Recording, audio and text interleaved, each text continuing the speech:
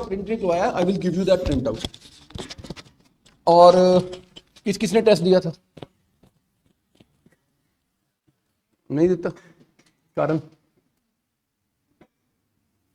तो होएगा ही कुछ। ਤੁਸੀਂ ਨਹੀਂ ਲਾਈ? ਅੱਛਾ ਤੁਸੀਂ ਦੋ ਜਣੇ ਤਾਂ ਵਿੱਚ ਆਉਂਦੇ ਹੋ ਫਿਰ ਗੈਪ ਹੋ ਜਾਂਦੇ, ਮੈਨੂੰ ਹੁਣ ਯਾਦ ਆਇਆ ਤੈਨੂੰ ਦੇਖ ਕੇ। ਕੀ ਚੱਲ ਰਿਹਾ ਯਾਰ? ਤੂੰ ਤਾਂ ਮੈਨੂੰ ਉਹ ਬੰਦਾ ਯਾਦ ਦਵਾਤਾ, जसविंदर भल्ला ना, चंडीगढ़ टैजू पिंड वाला रैजू। हाँ जी सर, आपने नहीं दिया टेस्ट? फिर की हो गया? अच्छा इदा कभी होएगा कि जो असीं पेपर देन जावांगे असीं जो जो पढ़ा पेपर चो ही आना? इदा कभी नहीं होना डॉक्टर साहब? नहीं देता, कारण? अच्छा हाँ जी बेटा, दिया था टेस्ट? कितने क्वेश्चन ठीक हुए?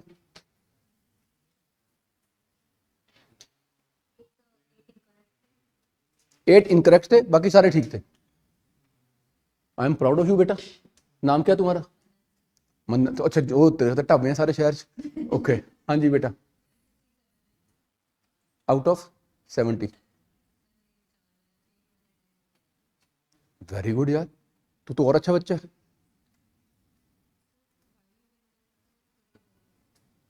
Very good. बाकी छੱਡ ਹੀ ਦਿੱਤੇ ਸੀਗੇ ਕਿ ਟਰਾਈ ਮਾਰੀ ਸੀਗੀ? ਇਹ ਪੰਜਾਬੀਆਂ ਦੀ ਸ਼ਾਨ ਹੁੰਦੀ ਹੈ, ਆਪਾਂ ਸਾਰੇ ਕੁਐਸਚਨ ਸਾਰੇ ਕਰਨੇ ਹੁੰਦੇ, ਆਂਦੇ ਹੋਣ ਨਾ ਆਂਦੇ ਹੋਣ, ਮਜ਼ਾ ਹੀ ਨਹੀਂ ਆਂਦਾ। ਨਹੀਂ ਤਾਂ ਇਹ ਮਾੜੀ ਗੱਲ है यार। ठीक है, यूपीएससी में हम अगर फेल होंगे, वो इसलिए फेल नहीं होंगे पेपर नहीं आता था, वो हम इसलिए फेल होंगे कि हमने ओवर कॉन्फिडेंस में ज्यादा क्वेश्चन कर दिए, क्योंकि यहाँ पे नेगेटिव मार्किंग है। सो जिस क्वेश्चन में पहले ही डाउट आ जाए माइंड में, उसको छोड़ देना। और सुखविंदर सर को बोलो यहाँ पे रिजल्ट लगाएंगे, मैंने एक बार बच्चों का रिजल्ट भी देखना। एक आपने टेस्ट मांगा था, एक और किसने मांगा था? आपने दिया टेस्ट? नहीं, आपने दिया? क्या स्कोर आया? 35 मार्क्स आउट ऑफ 50, नहीं 70, 50% मार्क्स। दैट्स गुड यार। यार ये ना 10 जो इनकरेक्ट हो रहे हैं ना, इसके बारे में सोचो एक बार, तब तक मैं बाकियों का स्कोर भी पूछूं। हाँ जी सर। 41 मार्क्स आए आउट ऑफ 70।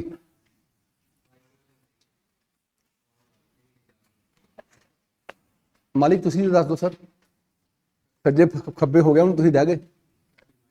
35 मार्क्स हैं आउट ऑफ 70। गुड यार, 50% इज गुड। इन्ना गुस्सा यार काते? अच्छा दस दे यार, गुस्सा क्यों है? अच्छा मैंने गल दस, मैं रूटीन च ही ऐसा, मैं गुस्से च ही रहना। What's your name? आ देख फिर गुस्से। What's your name? मनिंदर। प्यार ना कहा यार मनिंदर। मनिंदर केड़ा? हॉकी वाला? बाजवा। मनिंदर हॉकी वाला याद है कौन है? कौन? हाँ जी sir. 26 were correct out of 30। 35 to 26 ठीक है। 9 का की बनया है? गलत है कि छड़ते? सर तुसी दिता टेस्ट कल? आज डेमो क्लास है आपका मैम। ऋषिकांत, ये तो कोई ऑनलाइन स्टूडेंट होगा कि यहीं पे बैठा है ऋषिकांत? ऑल राइट, जो यहां बैठे हैं वो बताना। गुरतेश्वर सिंह नहीं है। गुरमनजोत, गुरमन दे 59.34 मार्क्स हैं। Very nice.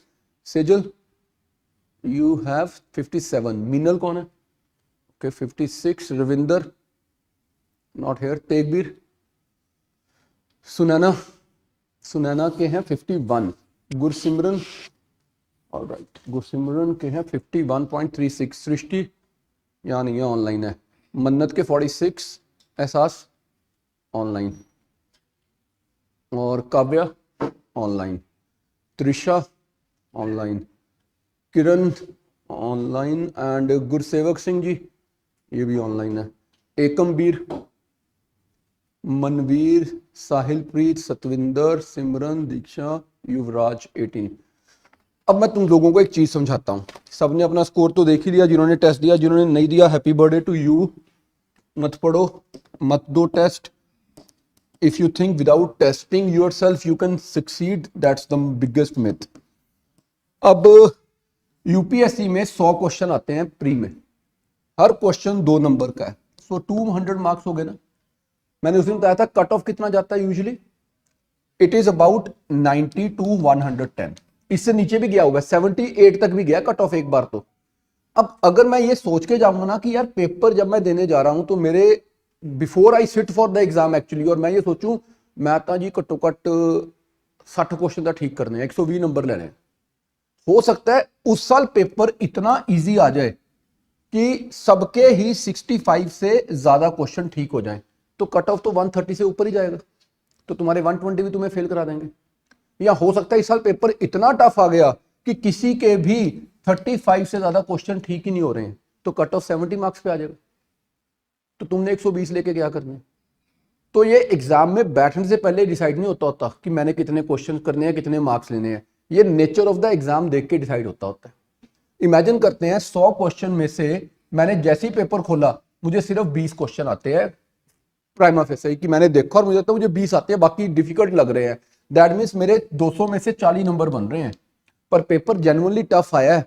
पर इसकी कंडीशन ये है कि मैं पिछले 2-2.5 साल अच्छे से पढ़ा था, सारी बुक्स पढ़ी थी, न्यूज़पेपर्स पढ़े थे, मल्टीपल टाइम रिवाइज किया था, टेस्ट दिए थे।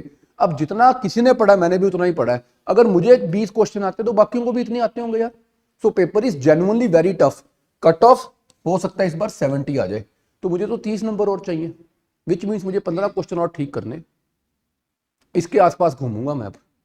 अगर यही हो जाए कि 100 क्वेश्चन में से मुझे फर्स्ट गो में 30 आते हैं, तो अब 60 मार्क्स तो मेरे ही बन रहे हैं, बाकियों के भी बन रहे होंगे, तो इस बार जो कट ऑफ हो 80-85 से ऊपर ही जाएगा, मुझे अभी भी 15 क्वेश्चन ही और करने, राइट। अब मैं ठंडे दिमाग से बैठ के एलिमिनेशन मेथड यूज करना शुरू करूंगा कि यार ये वाला क्वेश्चन का ये आंसर तो नहीं हो सकता, अब मैं near to the correct answer पहुंचने शुरू हो जाऊंगा, क्योंकि मुझे 15 क्वेश्चन पहले ठीक करने हैं श्योर शॉट। अब ये तो होगा नहीं जितने मैं अटेम्प्ट कर रहा हूं सारे ठीक है, तो 15 की जगह मैं 25 कराऊंगा और बाकी मैं छोड़ दूंगा। सारे क्वेश्चन क्यों करने हैं जब आते ही नहीं है। तो अगर फर्स्ट टाइम में मेरे 100 में से 40 क्वेश्चन ठीक हो रहे हैं, 80 नंबर आ रहे हैं, तो सबके आ रहे होंगे भाई, इस बार तो 110-115 तक कट ऑफ जाएगा, फिर से 15 क्वेश्चन और कर लो, राइट। एंड देन अगर मैं पहली बार में 100 क्वेश्चन देखता हूं मुझे 10 ही आते हैं, तो भाई फिर मैंने तैयारी की नहीं थी, मुझे पता ही होना चाहिए था, क्योंकि इतना ज्यादा टफ पेपर नहीं आएगा कि तुम्हें 20 से कम आते हो फर्स्ट गो में। 20 का मतलब होता है वाकई पेपर टफ आ गया कि मुझे सिर्फ 20 क्वेश्चन आते हैं, इसके नीचे का मतलब होता है मैं पढ़ के नहीं आया हुआ, क्योंकि 20 कभी नहीं होता, जो अच्छे से पढ़ के जाता है उसको 30-35 क्वेश्चन तो आते होते हैं। पिछले 3 सालों का रिकॉर्ड है, हमारे खुद के जो करंट अफेयर के और स्टैटिक क्लास के नोट्स होते हैं, इनको अगर मिला दिया जाए तो 45-50 क्वेश्चन हर साल आते हैं आउट ऑफ 100। अगर आपको ये क्लेम करता है अखबार में ऐड देके कि मेरे नोट्स में से 60 क्वेश्चन आए हैं, 70-75 क्वेश्चन आए हैं, तो भाई उनके नोट्स ही फिर ना 15,000 पेज के होते हैं, उसमें से आ जाते हैं। पर वो 15,000 पेज क्या स्टूडेंट पढ़ पाते हैं? नहीं, वो तो क्लेम कर देंगे। हम टोटल 1500 पेज के नोट्स में से बताते हैं कि हाँ 50 क्वेश्चन आ जाएंगे, और अगर 50 क्वेश्चन आ गए हमारे नोट्स में तो 100 नंबर तो तुम्हारे वैसे ही बन गए, और कट ऑफ इसके आसपास ही होता है। डन। सो ट्राई ये करनी है कि नेगेटिव मार्किंग से बचना है, जितने क्वेश्चन शॉर्ट ना पहले वो कर लो, उसके बाद एलिमिनेशन मेथड। अब what I mean by elimination method, उसका एक एग्जांपल देता हूं फिर आगे पढ़ते हैं। एलिमिनेशन मेथड का मतलब होता है, इजी क्वेश्चन बता रहा हूं, पेपर में तो थोड़ा वो भी डिफिकल्ट होता है। So let's take an example. वो बोले कि इनमें से 4 नामों में से कौन सा ऐसा पर्सन है जो मॉडरेट नहीं है। अब मैंने तुम्हें 5 मॉडरेट्स के नाम बताए, 4 एक्सट्रीमिस्ट के नाम बताए, बाकी जब तुम एडवांस कोर्स पढ़ोगे तुम्हें 10 नाम और पता होंगे, तो 20 नाम तुम्हें रफली पता होंगे मॉडरेट एक्सट्रीमिस्ट के मिला के। अब यहां पे वो लिखे कि एक है तिलक, एक नाम है यहाँ पे दादा भाई नारोजी, एक है गोपाल कृष्ण गोखले, और एक नाम है यहाँ पर दीन शाह वाचा। अब ये नाम तुमने सुने नहीं हुआ, दीन शाह वाचा। अब ये मॉडरेट एक्सट्रीमिस्ट है, मुझे क्या पता। तो मैं अभी के लिए कंफ्यूज हो गया यार, ये कहां से नाम आ गया, अब मैं आंसर कैसे करूंगा। तो मैं पहले तो नीचे ऑप्शंस देखता हूं, जिस ऑप्शन में 4 ऑप्शन है ना A B C D, कौन सा करेक्ट है, इस 2 में तो 1 आया हुआ है। तिलक तो मुझे पता ही है कि ये है ही नहीं, तो ये दोनों ऑप्शन तो बाहर ही हो गए कि ये आंसर तो नहीं हो सकती हैं। अब ये बची 2। अब इन दोनों में से एक में दीनशाह वाचा का नाम है और एक में नहीं है, तो मैं तो बहुत कंफ्यूज हो गया, मुझे पता ही नहीं दीनशाह वाचा मॉडरेट है कि एक्सट्रीमिस्ट है, अब मैं कैसे करूं। बट यही ऐसा होता कि दीनशाह वाचा का दोनों में ही नाम है, दैट मीन्स अब क्या होगा, अब ज्यादा बड़ी कंफ्यूजन हो गई मेरे लिए। अब मैं क्या करूं, फिर मुझे चेक करना है कि इनमें से जो नाम आ रहे हैं, तिलक है, गोपाल कृष्ण गोखले है, इन 2 में 1 आया था, मैंने निकाल दिया। अब इन 2 में से मैं कैसे राइट आंसर सिलेक्ट करूं। दोनों आंसर्स में एक एक नाम इसका और इसका मिस हो रहा है, पर दिनशा वाचा का दोनों में आ रहा है। दैट मीन्स दिनशा वाचा तो कंफर्म्ड है, राइट कि वो मॉडरेट है। अब मेरा आंसर बन गया कि 1 2 and 3 आंसर होगा, 2 3 and 4। This is how we use the elimination method कि ये पक्का नहीं हो सकता, इस पे डाउट है, देखते हैं दोनों में आ रहा है, अगर आ रहा है तो सेट हो गया आंसर, राइट। तो उसके लिए अगर एक आधा फैक्ट नहीं भी पढ़ा था उस क्वेश्चन से रिलेटेड, तब भी मेरा आंसर ठीक हो जाता। बट ये कॉन्फिडेंस तब आता है जब हम बेसिक अच्छे से पढ़ के जाते हैं कि यार ये तो मुझे पक्का ही पता, इतना इजी क्वेश्चन पढ़ाएगा, वहां पे तिलक का नाम लिख देंगे। बट हाँ, अगर मैंने 20 नाम पढ़े थे तो फिर मैं ढूंढ लूंगा कि ये मॉडरेट है, ये एक्सट्रीमिस्ट है, और अगर ये आंसर में दोनों बार आ रहा है तो ये पक्का ही आंसर है फिर। Clear? Now before we start from where we left yesterday, online तुम में से किसी का कोई डाउट है guys? Yuvraj, you want to give the test again? Yes you can. अब मैं तुम्हें ना थोड़ी सी आज मॉडर्न इंडियन हिस्ट्री में, हाँ जी बेटा,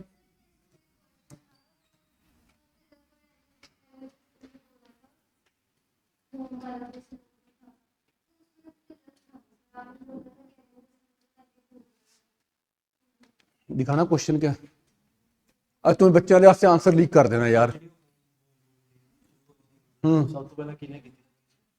रुक जाओ, क्वेश्चन कहां पे है देखने तो दो। क्वेश्चन नंबर याद है किसी को?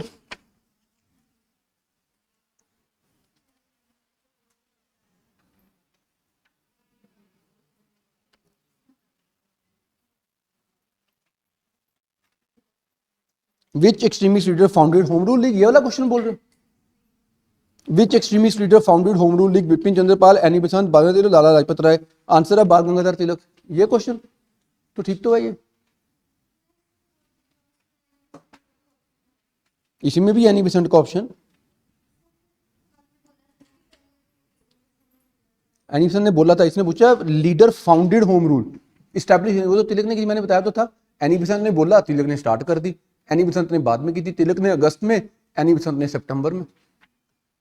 ठीक है, हाँ जी।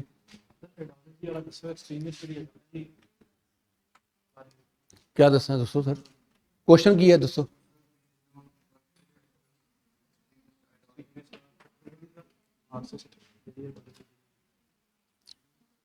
एक क्वेश्चन में मैं पाया हुआ है बड़ा पैड़ा यार, मैं बड़ा टफ क्वेश्चन पाता है।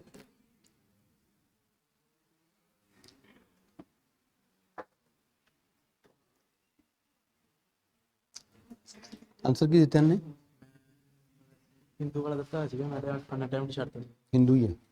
एग्जांपल दवा किदा देखो, कोई मैं कह रहा था elimination method. Now look at this, if you talk about elimination method, एक क्वेश्चन का तुम्हारा आंसर अब और लीक हो जाएगा, सो दैट्स ओके। इस खुशी में कि आज तुम लोगों को एक टेस्ट और दिया मैंने, पोर्टल पे एक टेस्ट और अपलोड कर दिया 20 क्वेश्चंस का, 7 बजे अपलोड हो जाएगा, ठीक है। और तुम एक काम करना, मेरे को बताना, तुम दोनों को एक दिन का एक्सेस दिलवा दूंगा, तुम्हें भी दिलवा दूंगा ताकि तुम टेस्ट कर सको। Kavya, Ilbert bill, I didn't recall it, I couldn't. Okay Kavya, अभी बताता हूँ उसका भी, इल्बर्ट बिल का भी। थैंक्स, तुमने मुझे याद करा दिया। वैसे मैंने ये कराया था पिछले सेशन में, जब मैंने प्री कांग्रेस तक का कराया था ना, तब ये इल्बर्ट बिल मैंने कराया था, जुडिशियल जस्टिस वाला। ठीक है Kavya, so the question in this, sir वो क्वेश्चन बोलना दोबारा। हाँ, इसने बोला extremist ideology was influenced by, अब कंफ्यूजन होगी, मार्क्सिस्ट मैंने पढ़ा ही नहीं हुआ, लिबरल इंडिविजुअलिज्म मैंने पढ़ा ही नहीं हुआ, हिंदुइज्म मैंने पढ़ा ही नहीं हुआ, और चौथा क्या लिखा हुआ है, इस्लाम मैंने पढ़ा ही नहीं हुआ। मैं कैसे करूं इसका आंसर को? सो एज अ स्टूडेंट अगर मैं तुम्हारी जगह बैठा हूं, मैं सिर्फ एक एग्जांपल से ये आंसर सॉल्व कर जाऊंगा। तिलक ने गणपति फेस्टिवल चलाया, यार ये तो हिंदुइज्म की बात कर रहे हैं, और तिलक सबसे बड़े एक्सट्रीमिस्ट लीडर है। हो गया आंसर। इससे ज्यादा इजी क्वेश्चन नहीं हो सकता था एग्जाम में। बट एक बात समझाता हूं तुम्हें मैं, जब कोई आदमी मुझे बोलता है ना सर पेपर इजी या टफ आया था, तो मैं उसको पता क्या बोलता होता हूं, बेटा ये पैरामीटर नहीं होता पेपर इजी या टफ था, पेपर गुड या बैड होता है, अच्छा पेपर था या माड़ा पेपर था। अब इसकी डेफिनेशन पता क्या होती है अच्छे और माड़े पेपर की? अच्छा पेपर वो होता है जो सिर्फ उनको आता हो जो पढ़ के आए, माड़ा पेपर होता है जो सबको आता हो। अगर सबको ही पेपर आता था, कोई कम पढ़ के आया, कोई ज्यादा पढ़ के आया, पेपर इतना ईजी आ गया कि तुम बिना टेंशन लिए पेपर में सारे आंसर सॉल्व कर रहे हो, बड़ी माड़ी गल है यार। इससे अच्छा तो पेपर ना ही लेते फिर। जहां पे सर खुजाना पड़े ना आंसर देने के लिए, जैसे इस क्वेश्चन में सर खुजाना पड़ा है, राइट। इनडायरेक्ट रेफरेंस आया कि तिलक ने हिंदू फेस्टिवल चलाए थे, गणपति फेस्टिवल तो हिंदुइज्म में इन्फ्लुएंस कर सकती है। अभी तुमने कार्ल मार्क्स की आइडियोलॉजी तो पढ़ी भी नहीं है, तो मैं ऐसा कोई क्वेश्चन दूंगा ही नहीं। तुमने तो पढ़ी है, चलो अगर वैसे वैसे पढ़ी है, पढ़ी है जो मैं क्वेश्चन पूछा फिर। ठीक है। सो अब ना एक चीज याद रखना, सिंपल है लॉजिक उसका, कॉमन सेंस तब आएगी जब हम पढ़ चुके होंगे। कॉमन सेंस से ही पेपर सॉल्व होता है। अब तुम्हें इसका कॉमन सेंस का एक बड़ा प्यारा एग्जांपल देता हूं मैं। हिस्ट्री पढ़ेंगे, ज्योग्राफी के थ्रू समझेंगे, ठीक है। 1870 में इंडिया में एक रॉयट्स हुए थे, फाइन। इसके ऊपर क्वेश्चन 2 बार यूपीएससी पूछ चुकी है, और ये नहीं कि उसके बाद मैंने ऐसे समझाना शुरू किया, मैं बहुत देर से ऐसे ही समझा रहा था इस इवेंट को। एक वर्ल्ड हिस्ट्री का इवेंट है। 1861 में अमेरिकन सिविल वॉर हुई थी, और अमेरिका के प्रेसिडेंट अब्राहम लिंकन का इसके बाद असैसिनेशन भी हुआ था। अमेरिका में स्लेवरी उस टाइम पे लीगल होती थी, और ब्लैक लोगों को एज स्लेव रखा जाता था, बंधवा मजदूरी कराने के लिए, बॉन्डेड लेबर करते थे। फिर अमेरिका के स्लेव्स को फ्री करने का टाइम आ गया, तो अमेरिका में प्रेसिडेंट कैंडिडेट थे अब्राहम लिंकन। वो कहते अगर मैं प्रेसिडेंट बना ना, तो मैं अमेरिका में स्लेवरी बैन कर दूंगा, स्लेवरी विल बी एबॉलिश्ड। अब मैं ना north and south of America इस कॉन्टिनेंट की बात नहीं कर रहा हूं, यूएसए एज अ कंट्री की बात कर रहा हूं। इसको 2 पार्ट्स में बांट देते हैं, north of USA and south of USA. ऊपर वाला यूएसए और नीचे साउथ ऑफ यूएसए, मैक्सिको के साइड जाता हुआ यूएसए। इन एरिया में स्लेवरी ज्यादा थी, इसमें बहुत कम थी, राइट। अब जब ये स्लेवरी की लड़ाई शुरू हुई, अमेरिका में उस टाइम पे साउथ में ज्यादा एग्रीकल्चर होता था और सबसे ज्यादा कॉटन प्रोड्यूस की जाती थी। जब यहां पे बहुत ज्यादा कॉटन प्रोड्यूस होती थी ना, तो ब्रिटेन में इंडस्ट्रीज जो थी वो कॉटन टेक्सटाइल की इंडस्ट्रीज थी, मैनचेस्टर में, लंकाशायर में।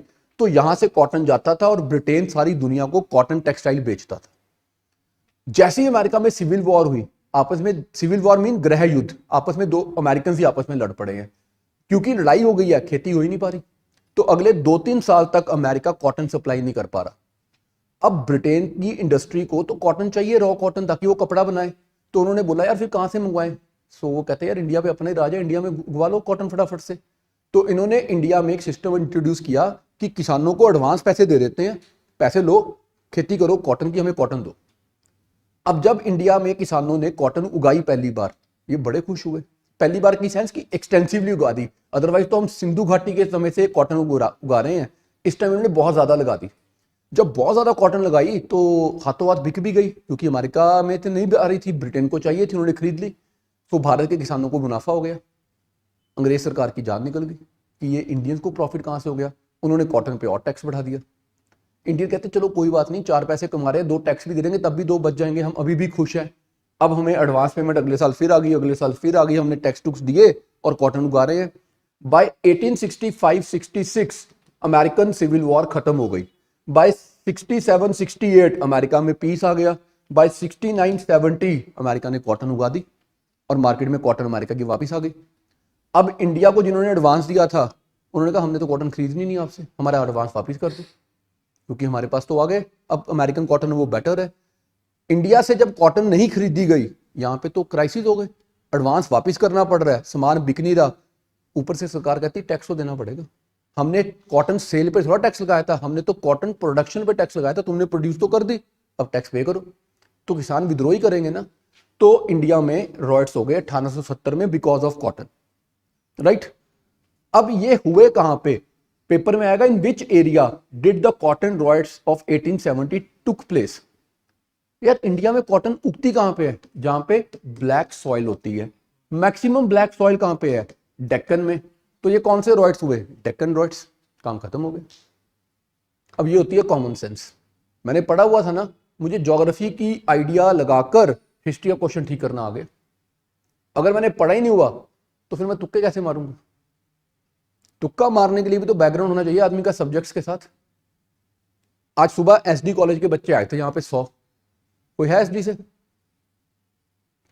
तुम्हें पता था यहाँ पे आ रहे हैं स्टूडेंट्स एसडी के? तुम्हारे वहाँ कोई क्लब है, मैं क्लब का नाम भूल गया, वो अपने स्टूडेंट्स लेके आए थे यहाँ पे। रादर आज तो वो एक बड़ा फनी इंस्टेंस हुआ।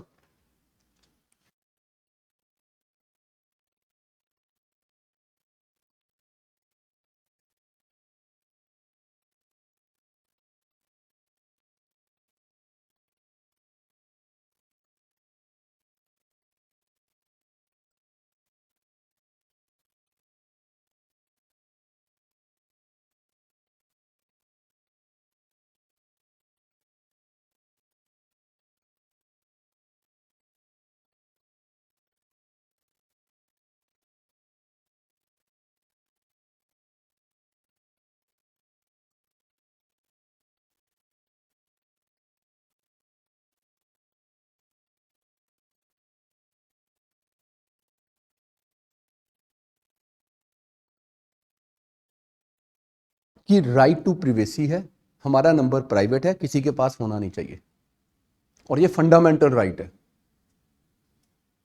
और पूरे हिंदुस्तान के किसी कॉलेज का नंबर मांग लो, मेरे अकेले के पास नहीं, सारे हिंदुस्तान के पास ही घूमता है। रादर एक दिन मुझे एक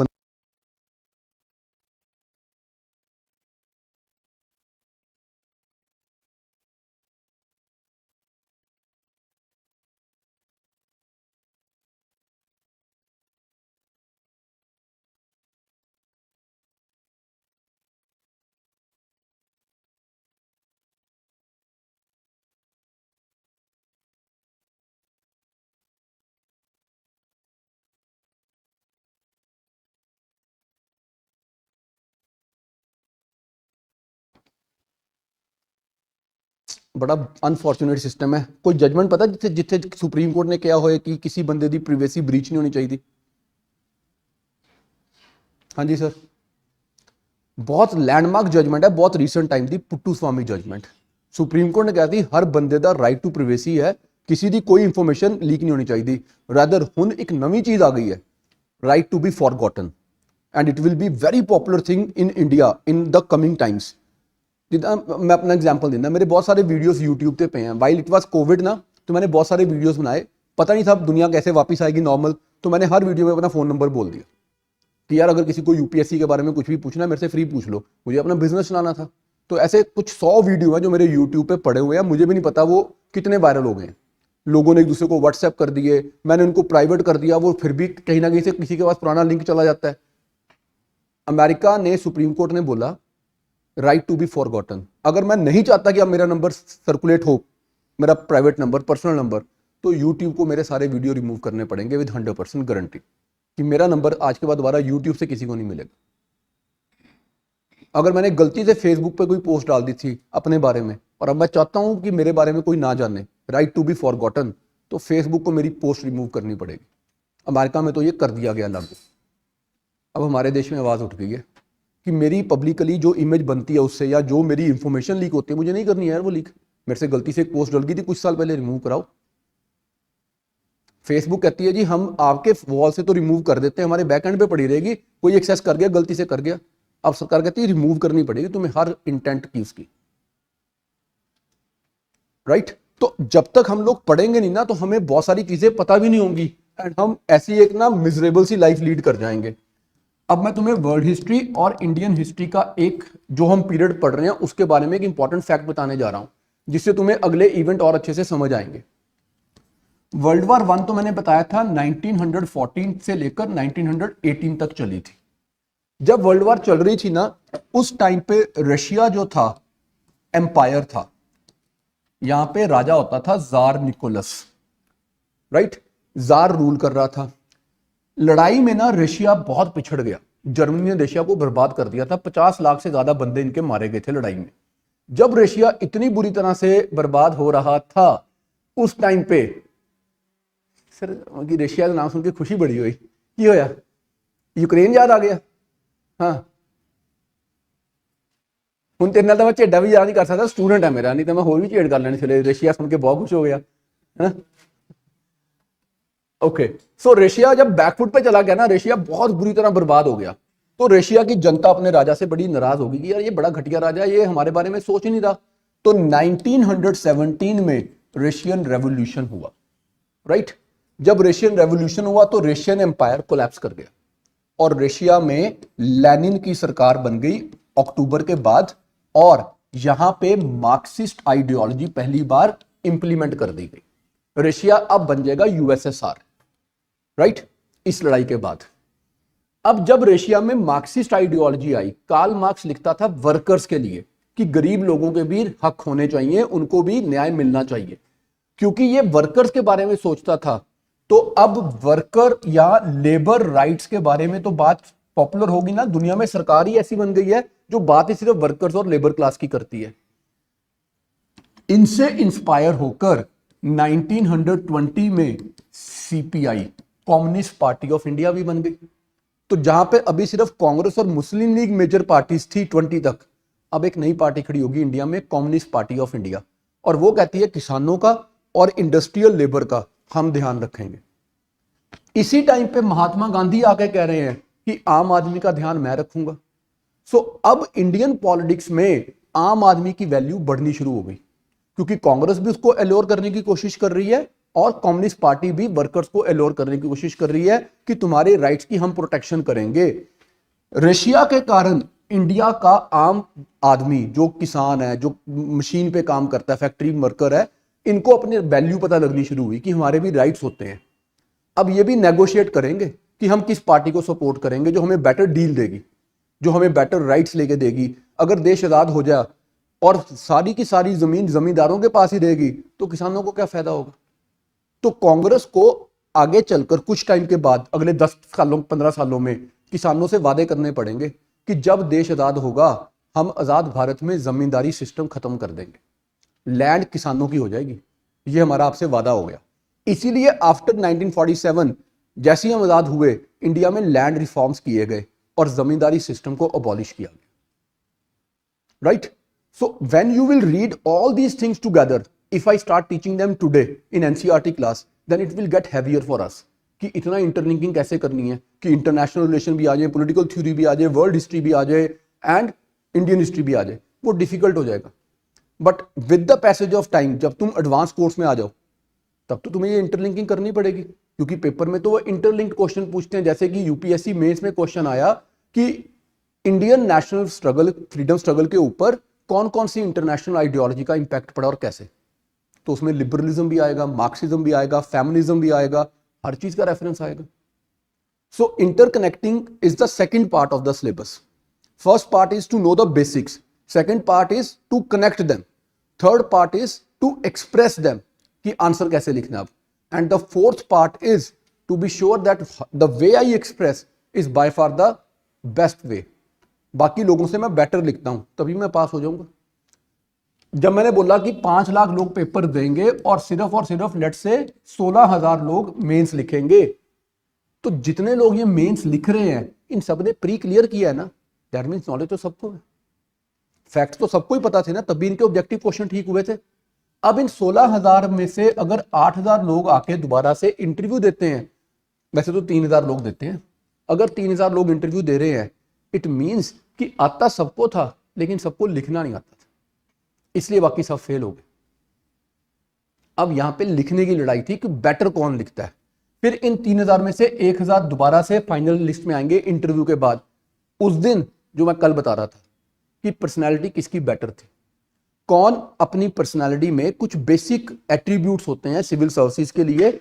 नंबर 1 इज ह्यूमिलिटी, कि बड़ी ह्यूमिलिटी से बात करता है। हम चाहते ये हैं, बाद में तो चलो जो होना हमें भी पता है, हम चाहते हैं कि जो तुम में से आईएएस आईपीएस बने, जब आम पब्लिक उसके पास आए दुख लेके, एसएसपी ऑफिस आए, डीसी ऑफिस आए कि हमें प्रॉब्लम है, हम चाहते हैं अफसर उससे प्यार से बात करे, वो आके बोले सर मैं बड़ा दुखी हाँ जी, मैं की करा।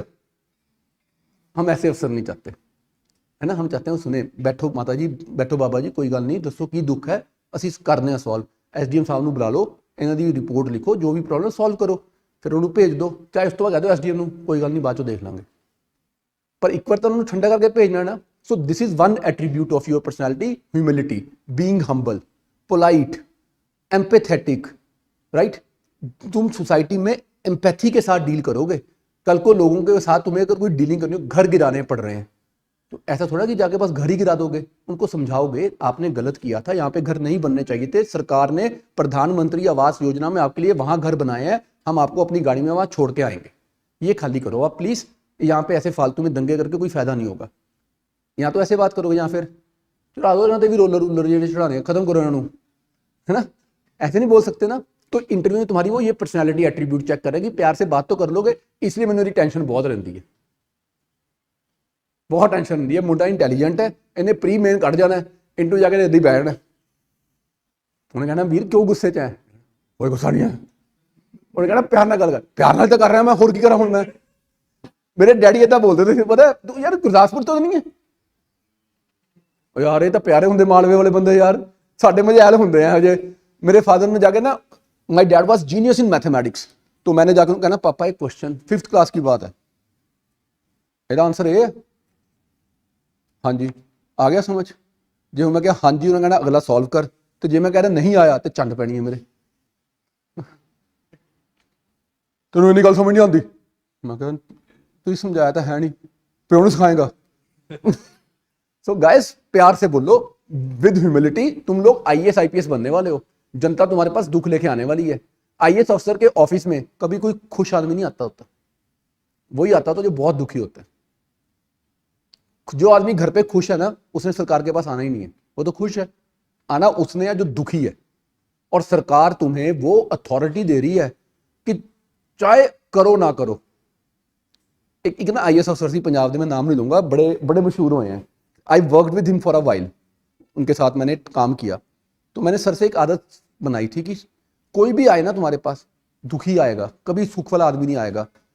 वो पंजाबी मुहावरा बोलते थे, कहते जड़ा भी आया ਉਹਨੂੰ मुंडा दे के तो तोड़ दो, मुंडा दे के तोड़ दो मीन्स खुश कर दो कि तेरे मुंडा हो जू, जा हो गया मुंडा, मीन्स तुमने जो बोला तेरा काम हम कर देंगे। फिर कहते थे यार जनता का क्या मोड़ी ਦਾ ਨਹੀਂ ਡੱਕਾ ਤੋੜੀ ਦਾ ਨਹੀਂ, जनता तो सारे मंगा करी जाऊगी आके, ਆਪਾਂ ना किसी ਨੂੰ नहीं करनी, काम किसी को होने नहीं देना, जे काम हो गए फिर इन्हें दोबारा आना नहीं।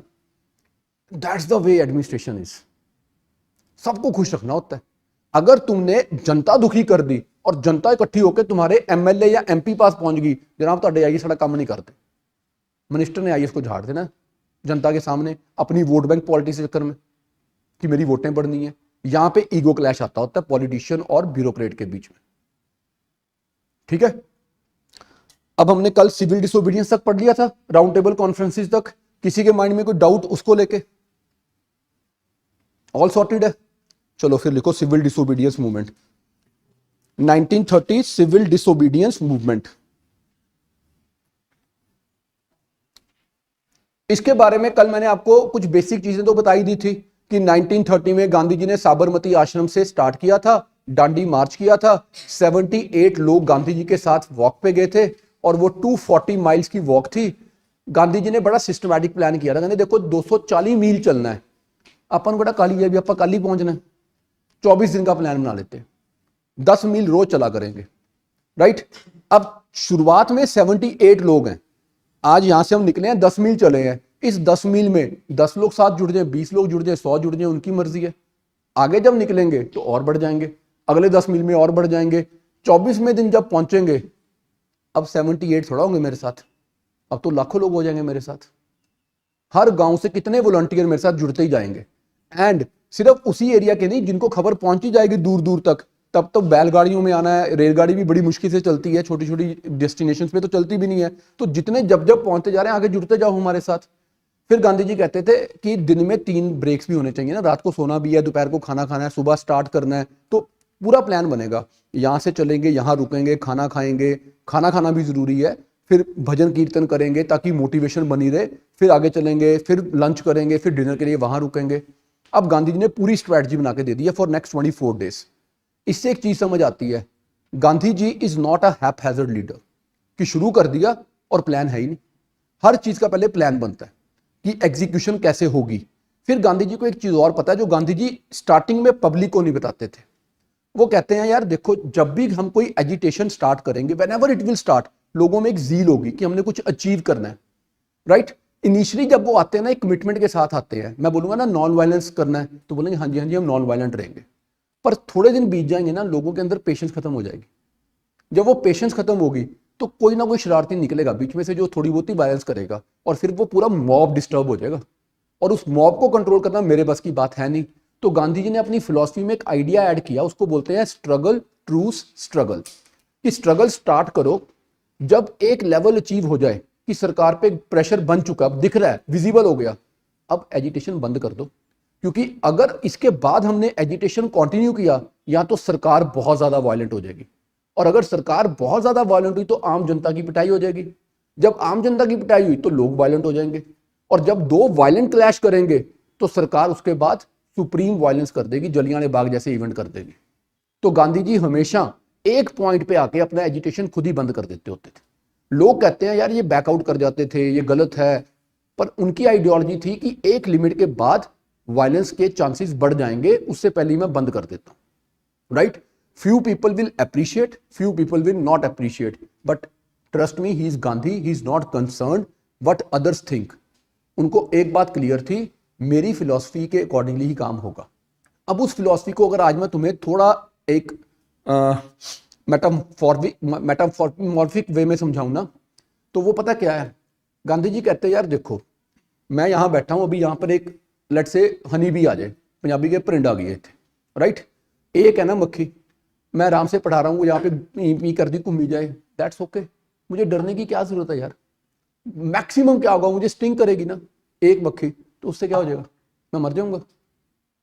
5 मिनट की इरिटेशन होएगी, जलन टाइप जी, कोई बड़ी थोबिंग पेन भी नहीं होनी है, कड़ा रगड़ लूंगा, वैसे तो हुंदा कुछ ही, चलो रगड़ लूंगा, घर जाके एवल खा के सो जाऊंगा, सवेरे ठीक होऊंगा।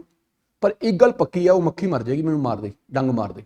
नेचर ऑर्डेन्ड है कि जैसे ही वो मुझे डंग करेगी वो मर जाएगी, ये उसको भी पता है, इसलिए वो कभी पहले काटती नहीं है।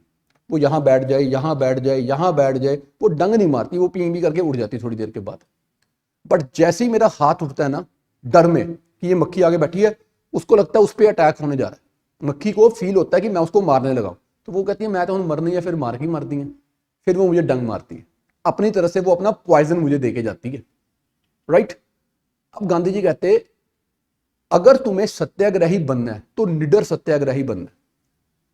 वो तुम्हारे ऊपर वायलेंस कर सकते हैं, तुम क्यों वायलेंस करोगे? क्योंकि तुम तो निडर हो, तो तुम्हें पता है कि वो तुम्हारा नुकसान कर ही नहीं सकते। एक डंडा मार लेंगे, 2 डंडे मार लेंगे, 3 डंडे मार लेंगे, 2 चपेड़े मार लेंगे, दैट्स ओके। उससे तुम मर थोड़ा जाओगे ना, तुम्हारी नेशनलिज्म मर जाएगी। वो मर जाएंगे अगर उन्होंने वायलेंस की, क्योंकि उनकी लेजिटिमेसी खत्म हो जाएगी। अब वो फोर्सफुली तुम्हारे ऊपर रूल कर पा रहे हैं, अदरवाइज विलिंगली तो खत्म होगी ना सरकार। तुम टैक्स पे करने बंद कर गए हो, तुम सरकार के पास जाते नहीं हो, तो वो सरकार किस चीज की है?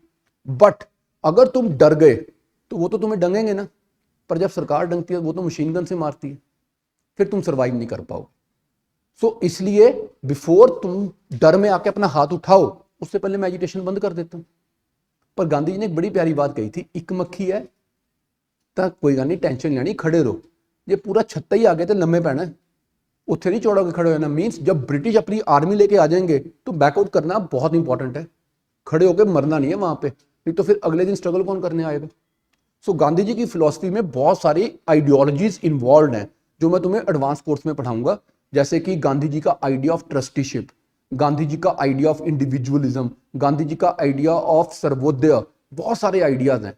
अब सर्वोदय का आइडिया सबसे इंपॉर्टेंट, इसलिए वो मैं लिखवा देता हूं, वो पॉलिटिकल साइंस की एनसीईआरटी की बुक में दिया हुआ है, तो लिखो सर्वोदय, गांधी जी आइडिया ऑफ सर्वोदय। हिंदी में स्कूल में याद हम करते थे सु जमा आगत इस स्वागत, संधि विच्छेद करते थे, वैसे यह है सर्व उदय, राइज ऑफ ऑल, सर्वोदय, सर्व उदय, सबका राइज होगा।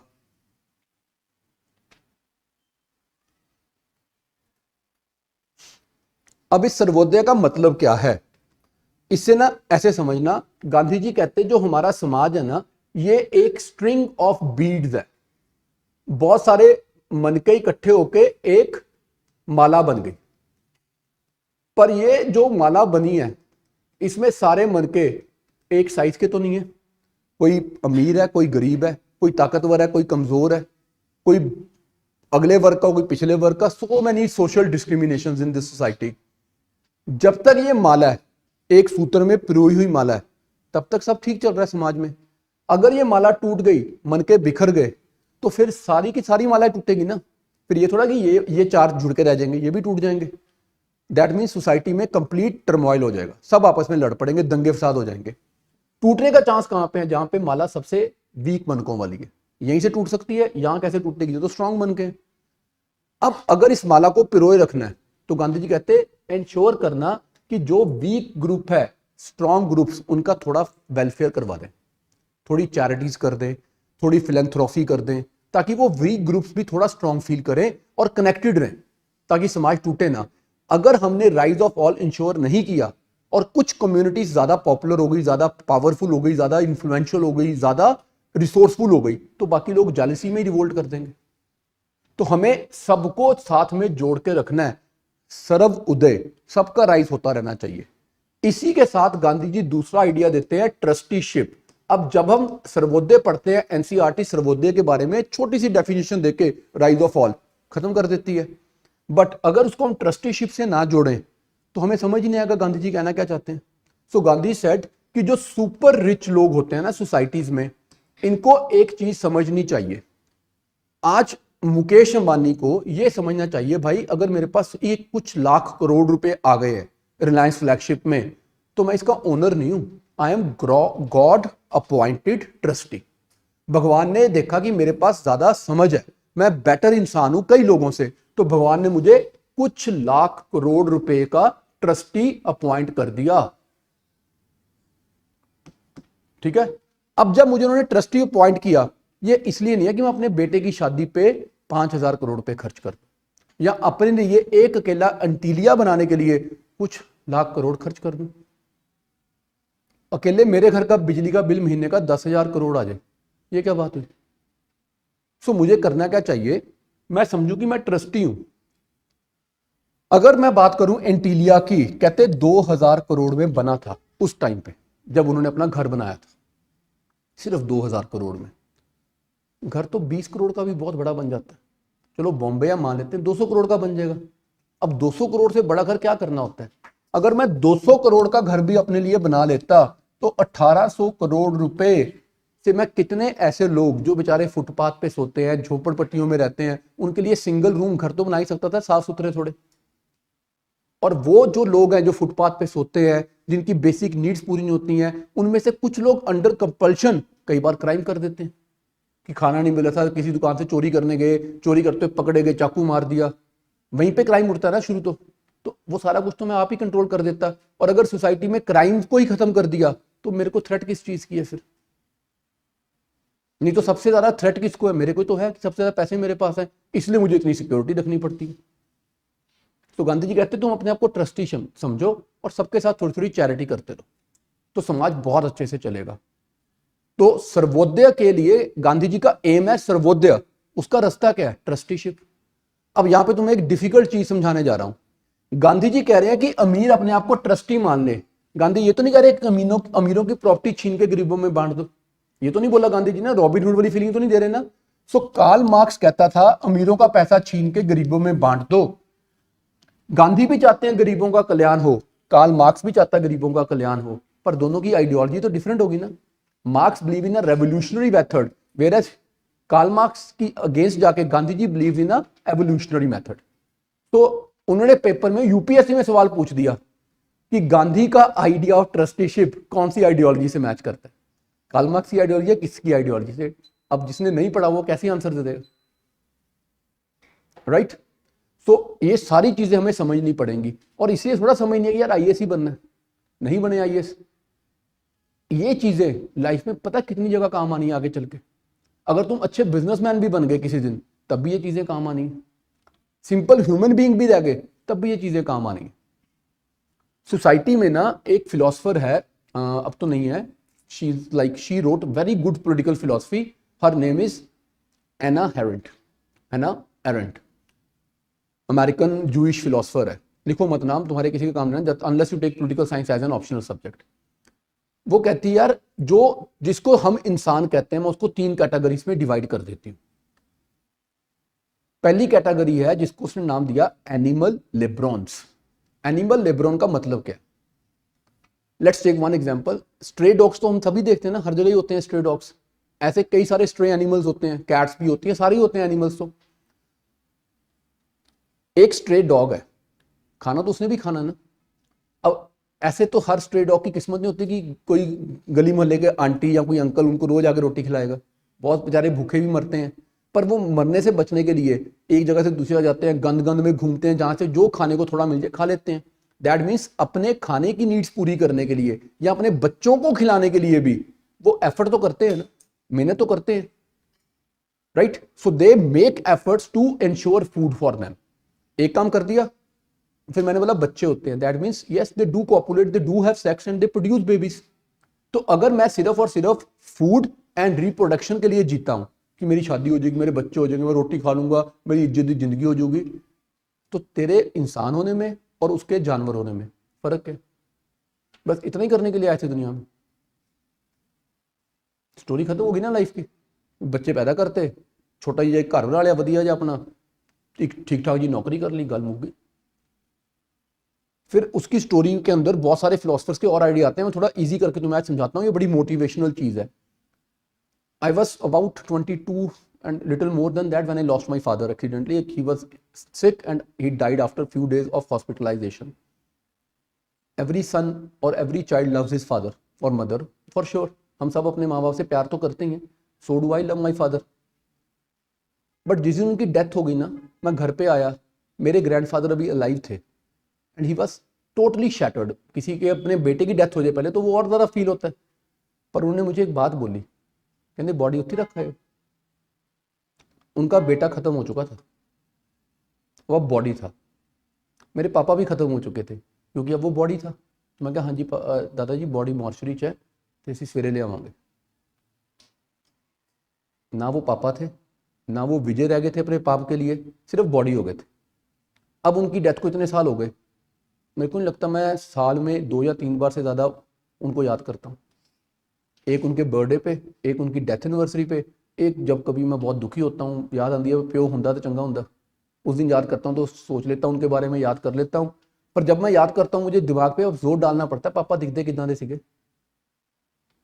फिर मैं जाके उनकी एल्बम में फ़ोटो देखता हूँ 2-3 सालों में एक बार, तो हेजी सी पिक्चर याद आती है, हाँ पापा इतना दिखते सीगे। क्या हम इसलिए पैदा हुए हैं कि कुछ दिनों बाद जब हम जाएं तो आने वाली जनरेशन तो छोड़ो, हमारी अपनी फैमिली हमें भूल जाए? इसलिए इंसान रूपी जन्म मिला हमें। बस that's the aim of life की रोटी खानी सी, बच्चे पैदा करने सी। This is animal laborans according to Hannah Arendt. Second category is homo faber. वो कुछ फैब्रिकेट करता है इंसान। किसी ने एसी बना दिया, मुझे नहीं पता किसने बनाया, मुझे सिर्फ एडिसन याद रहता है उसने बल्ब बनाया था, मुझे ग्रैम बेल याद रहता है उसने फ़ोन बनाया था। अब इतनी सारी चीज़ें बनी मुझे याद तो नहीं रहती, बट हम इतना देखते ना, ओह एसी किसी ने तो बनाया ना, चलो यार नहीं याद कोई गल नहीं, बट उस बंदे की कुछ तो यूटिलिटी रहेगी लाइफ दे विच ना, असीं सोच लेंदे ਉਹਦੇ बारे, यार किन्ने बनाया होगा एसी। मैं तो सोचदा यार मेरे डैडी ने की कीता होना, एसी किन्ने बनाया होना, आ कैमरा किन्ने बनाया होना, मोबाइल किन्ने बनाया होना, पहली बार पर सोचते हैं। They are fabricators. Third category zoon politikons. ये वो लोग होते हैं जो अमर हो जाते हैं, इमोर्टलाइज हो जाते हैं, इंसान कहलाने का हक सिर्फ उन्हें होता है according to Hannah errant. For example राजा राम मोहन रॉय, सदियां हो गई उनको गए हुए, याद है। गौतम बुद्ध, सदियां हो गई उनको गए हुए, याद है। एलन मस्क, दुनिया बदल जाएगी, एलन मस्क थोड़ा भूल जाएगा किसी को, उसने दुनिया चेंज करके दिखा दी है अपने जीते जी। जो अमेरिका का नासा नहीं कर पाया था कि स्पेस में फंसी हुई सुनीता को वापस ला दे, एलन मस्क ने करके दिखा दिया। ये लोग हैं जिनको इंसान कहलाने का हक है। पता बस ऐवी टाइम पास कर रहे हैं यार। सो लाइफ की क्वेस्ट ये थोड़ा कि सिर्फ आईएएस ही बनना है। लाइफ की पहली क्वेस्ट ये है कि कुछ ऐसा तो बन जाए कि हमें कुछ याद तो करा जाए, नहीं तो अपने घर वाले ही भूल जाते हैं भाई।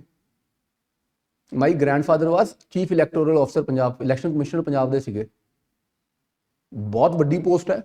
बरनाला साहब जो सीएम बने थे, माई grandfather was the one like जड़ा सारा टाइम उन्होंने नाल हुंदे सीगे। इलैक्शन थी टैररिज्म का टाइम सी पंजाब दे विच, मेरे घर दे बाहर हर टाइम 30-40 गार्ड खड़े रहंदे हुंदे सीगे। बट आफ्टर ऑल दैट ना हू रिमेंबर्स माई ग्रैंडफादर। उस टाइम आदि भी इस तो वड्डी चीज़ दुनिया 'च कोई नहीं होनी यार।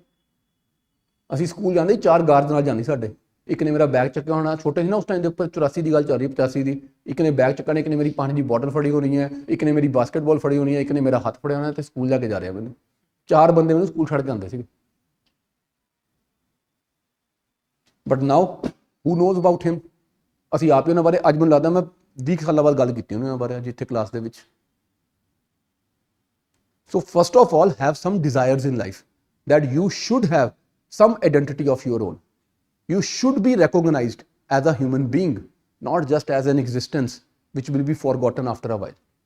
और ये तो उनके लिए forgotten after a while जो फैब्रिकेट कर गए, जिन्होंने कुछ किया ही नहीं है, छोटी मोटी की नौकरी कर ली, उन्होंने कौन जानता।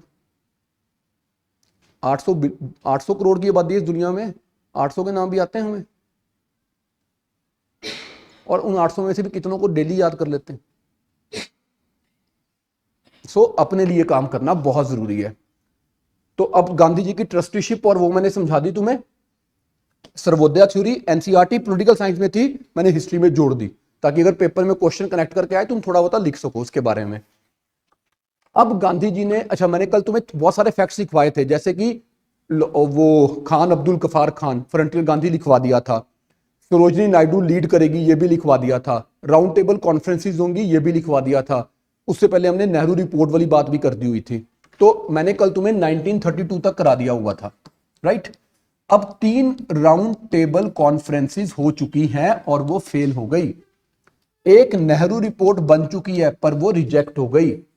एक जिन्हा ने अपने 14 पॉइंट्स दिए थे वो भी रिजेक्ट हो गए थे। एक साइमन कमीशन आया था, हमने उसको साइमन गो बैक कर दिया था, उसकी भी रिपोर्ट तो आई थी ना, बट अब वो हमारे देश में तो नहीं मिल रही कहीं भी, इंग्लैंड के पास तो होगी। सो इंग्लैंड की सरकार ने बोला कि देखो हमारे पास साइमन की रिपोर्ट भी आ गई है, 3 बार हमने राउंड टेबल में बैठ के बातें की हैं, बहुत सारे लोगों से बातें हुई हैं, उसकी भी हमारे पास एक रिपोर्ट आई है। उसके बाद हमारे पास नेहरू रिपोर्ट भी पड़ी है, हमारे पास जिन्ना के 14 पॉइंट्स भी पड़े हैं, हम इन सबको मिक्सी में डाल के घुमा रहे हैं, जो निकलेगा वो लागू कर देंगे। Under these circumstances government of India act 1935 was passed, right. अब समझ आ गया गवर्नमेंट ऑफ इंडिया 1935 कैसे बना है। अदरवाइज 1909 में मिंटो मॉर्ले आया था, 1919 में मॉन्टेग्यू चेम्सफोर्ड आया था, 1929 में अगला रिफॉर्म होना ड्यू था, because of Simon and the resultant events ये डिले हो गया 6 साल के लिए। अब 1935 में गवर्नमेंट ऑफ इंडिया एक्ट पास हो गया। अगला हेडिंग लिखो, government of India act 1935। Government of India act 1935।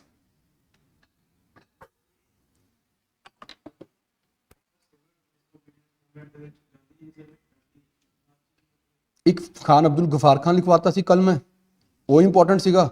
एक मैं लिखवाता सी सरोजनी नायडू दा, वो इंपॉर्टेंट सीगा। बस these are the important things. बाकी अदरवाइज देखो जिदा सी कहंदे ना कि गांधी जी ने डांडी मार्च किया, ऐदा सी राजगोपालाचार्य। हुण ये चीज़ां एनसीईआरटी दित्तियां होईयां, so I am not able to tell you all the facts here for 2 reasons. One, this is not part of NCERT and this is NCERT based class. 2, if I give you all the facts today, right, I will not be doing justice to you. तुम basic चीजों को समझ ही नहीं पाओगे, interlinking कैसे करोगे। अब मैं तुम्हें सिविल डिसोबीडियंस के बारे में ये बताऊं कि जब गांधी जी साबरमती से निकल के दांडी जा रहे हैं, उसी टाइम पर साउथ इंडिया में तमिलनाडु में जो सी राजगोपालाचार्य हैं वो विद्रन्यम सत्याग्रह पे निकल गए। वैसे ही वो कोस्ट पे जाएंगे, नमक बनाएंगे। ऐसे ही केरला में पन्यूर सत्याग्रह हो गया, के कलप्पन ने कर दिया। तो मैं तो तुम्हें बहुत सारे नाम लिखवा दूंगा एक झटके में ही। ऐसे ही नागालैंड की तरफ रानी गिंडलाऊ ने एजिटेशंस कर दिए। पर फिर तो वो तुम्हें इंटेलेक्चुअल इंटिमिडेट करने की बात हो जाएगी, डराता सर ने इन्ना कुछ दस के। अभी बेसिक समझते हैं, स्टोरी लाइन तो क्लियर हो जाए, फिर उसमें आगे आगे बढ़ते जाएंगे। It's more or less like going back to your school. इसका एक एक्सपेरिमेंट किया था एक बार मैंने क्लास में, और बड़ा बेनिफिट हुआ था उस एक्सपेरिमेंट का स्टूडेंट्स के लिए। हम में से कोई ऐसा स्टूडेंट जिसने क्लास 1 में फर्स्ट टाइम जब माई सेल्फ का ऐसे लिखा था, बिना याद किए लिखा हो?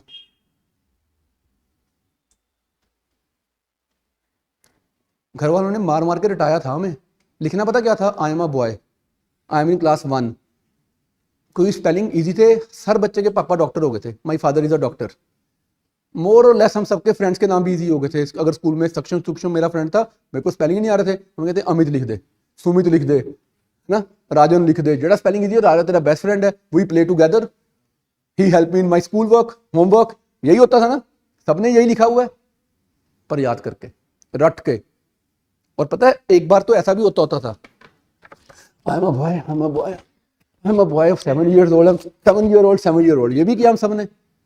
और आज कोई मुझे बोले माई सेल्फ पे ऐसे लिखो, मैं अब क्या लिखूंगा? अब मैं ऐसे लिखूंगा आई एम अ बॉय? अब मैं लिखूंगा I am a man aged about 48, been teaching for about these many years, specialize in these subjects, have these hobbies and try to improve myself every day। मेरा expression ही change हो जाएगा ना। पर ये उस दिन कैसे हो सकता था कि मैं क्लास 1 में ऐसा लिख देता, I am a philanthropist, I believe in doing charities. मुझे स्पेलिंग ही नहीं आते थे, मुझे फिलेंथ्रोपिस्ट बोलना ही नहीं आता था। तो अभी जब तुम इस क्लास में आके बैठे हो, it's like going back to your kindergarten. KG UKG के बच्चे बन गए यूपीएससी के लिए, अब थोड़ा थोड़ा सीख लेते हैं। डॉक्टर साहब की गल समझो यार, अगर तुमने स्कूल में बेसिक बायो ना पढ़ी होती तो नीट करने के बाद कॉलेज कैसे आते? मेडिकल कॉलेज में बेसिक तो पढ़ा हुआ था ना कि एक डाइजेस्टिव सिस्टम होता है, उस डाइजेस्टिव सिस्टम में स्टमक होता है, पैंक्रियाज होता है। पैंक्रियाज करता क्या है ये तो पढ़ा सकते हैं बाद में, कि यूकेजी में पढ़ा देते हैं 4th 5th स्टैंडर्ड में कि पैंक्रियाज के क्या क्या फंक्शंस होते हैं। बड़ा मुश्किल था ना। कई बार तो बच्चों की ऐसी भी डिमांड होती है, not you, for example, sir ਜੇ ਤੁਸੀਂ ਸਾਨੂੰ ਅੱਜ ਰੈਸਪੀਰੇਟਰੀ ਸਿਸਟਮ ਦੱਸਿਆ ਤੇ ਸਾਨੂੰ ਅਸਥਮਾ ਬਾਰੇ ਵੀ ਦੱਸੋ ਕਿੱਦਾਂ ਠੀਕ ਹੁੰਦਾ, ਕਿਉਂਕਿ ਰੈਸਪੀਰੇਟਰੀ ਸਿਸਟਮ ਨਾਲ ਹੀ ਹੈ। ਮੈਂ ਕਿਹਾ ਯਾਰ ਅਸਥਮਾ ਛੱਡ, ਆਪਾਂ H1N1 ਫਲੂ ਇਨਫਲੂਐਂਜ਼ਾ ਵੀ ਪੜ੍ਹਦੇ ਹਾਂ ਅੱਜ ਹੀ, ਉਹ ਵੀ ਉਹਦੇ ਨਾਲ ਹੁੰਦਾ, COVID-19 ਵੀ ਪੜ੍ਹ ਦਿੰਦੇ ਆ, ਸਭ ਅੱਜ ਹੀ ਪੜ੍ਹ ਜਾਂਦੇ ਆ। ਡਾਕਟਰ ਬਣਾਂਗੇ ਆਪਾਂ ਸਾਰੇ, ਨਾਲੇ MBBS ਤੇ ਰੁਕਣਾ, ਆਪਾਂ MD MS ਦੋਨੋਂ ਕਰਾਂਗੇ ਇਕੱਠੇ ਹੀ, ਘੈਂਟ ਸਰਜਨ ਬਣਾਂਗੇ ਸਾਰੇ। डन। सो सब्र ना पढ़ना पैना। पर यूपीएससी की तैयारी में गुरबानी की एक लाइन है, सहज पके सो मीठा होए, बहुत इंपॉर्टेंट लाइन है। बट साथ में एक और भी मैसेज है, इन्ना भी मीठा ना गालियो कीड़े पै जान, कि आराम नाल ही पढ़ी जाओ। 10 साल का प्लान बना के 2 से 2.5 साल में तैयारी खत्म करो, पेपर दो, क्लियर करो और भाग जाओ। एक और याद रखना बात, 19 से 21-22 साल की जो एज है बेस्ट है भाई, मस्त टाइम है। ना तुम्हारे ऊपर सोसाइटी का प्रेशर है, ना फैमिली का प्रेशर है कि कुछ करके दिखाओ, आराम से पढ़ लो और पेपर क्लियर कर लो। जिसने तैयारी 21-22 साल में शुरू करनी है ना, डॉक्टर साहब आई एम सॉरी थोड़ा सा मुर्की हो जाएगा, 21 तो हो गया आप फॉर श्योर है ना। तो जो 21-22 साल में शुरू करता है ना, तो 2 साल तो लग जाते हैं तैयारी करने में यार। 22-23 में जाके तैयारी कंप्लीट होती है, पहली अटैम्प्ट 24 में होती है। 99% बच्चों का पहली अटैम्प्ट में क्लियर नहीं होता, टफ पेपर है यार, और कॉम्पिटिशन बहुत हार्ड है। फिर उनको एक अटैम्प्ट और लेनी पड़ती है, वो 25-26 साल के हो जाते हैं। फिर घर से प्रेशर तो आती है, कब तक वेले बैठे रहोगे, कुछ करके दिखाओ। हम आंढ गुआंढ वाले पूछ होंगे काका कुछ करता नहीं, घर ही बैठा रहता है। फिर वो प्रेशर आता है, तो जिसे हम कहते हैं यार बड़ा प्रेशर हो गया, फिर बंदा स्ट्रेस में जाता है, फिर रिजल्ट देना बहुत मुश्किल हो जाता है। ये तो मस्त टाइम है यार, कोई प्रेशर ही नहीं है। कॉलेज हमने रोज जाना नहीं होता, कॉलेज जाके हमने पढ़ना नहीं होता। SD वाले तो बत्ती की मार्केट दिख जाते होंगे, निर्माण थिएटर बड़ी घटिया जी मार्केट जी है ना। 10 वाले DAV वाले तो यूनिवर्सिटी को पहुंच जाते हैं। यही होता है, हम भी ऐसे ही करते थे लाइफ में। अब तुम्हारे कॉलेज अगर मैं कभी गलती से आ जाऊँ, तो मैं वो जो लॉन के अंदर एक तुम्हारी टक शॉप बनी हुई है, मधुर सर के साथ या मैम के साथ वही खड़ा था, अजय सर के रूम में जाके चाय पी के आ जाता हूँ। पर जब भी आता हूँ बच्चे तो बाहर ही घूम रहे होते हैं, क्लासों में कम होते हैं, बाहर ज्यादा होते हैं। तो ये वो टाइम है, अगर इसका सदुपयोग कर दिया तो लाइफ में स्ट्रेस नहीं आएगा।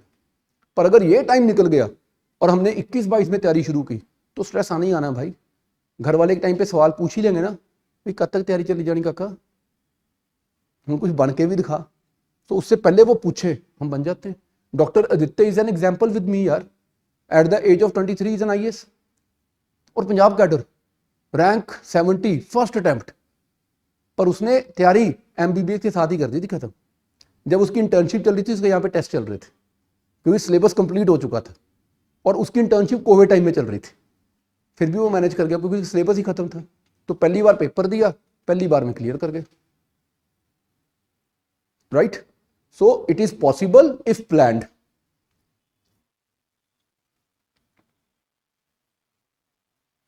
शिवम क्यों नहीं मिला तुम्हें टेस्ट? मुझे पता ही नहीं बेटा इसके बारे में, मैं चेक कर लेता हूं।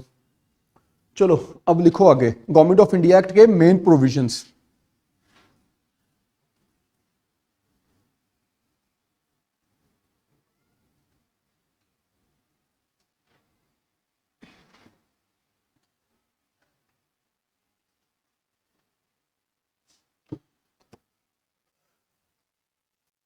अब पिछले प्रोविजन मैंने एक टेबल में लिखवाए थे, याद है कल तुम कह रहे 35 भी लिखवा दो, तो अब लिख लो 35 भी वहीं पे जाके, साथ में लिंक भी बन जाएगा। कल लिखे थे ना 1858, 61, 1892, 1909, 1919, अब लास्ट में 1935 लिख दो।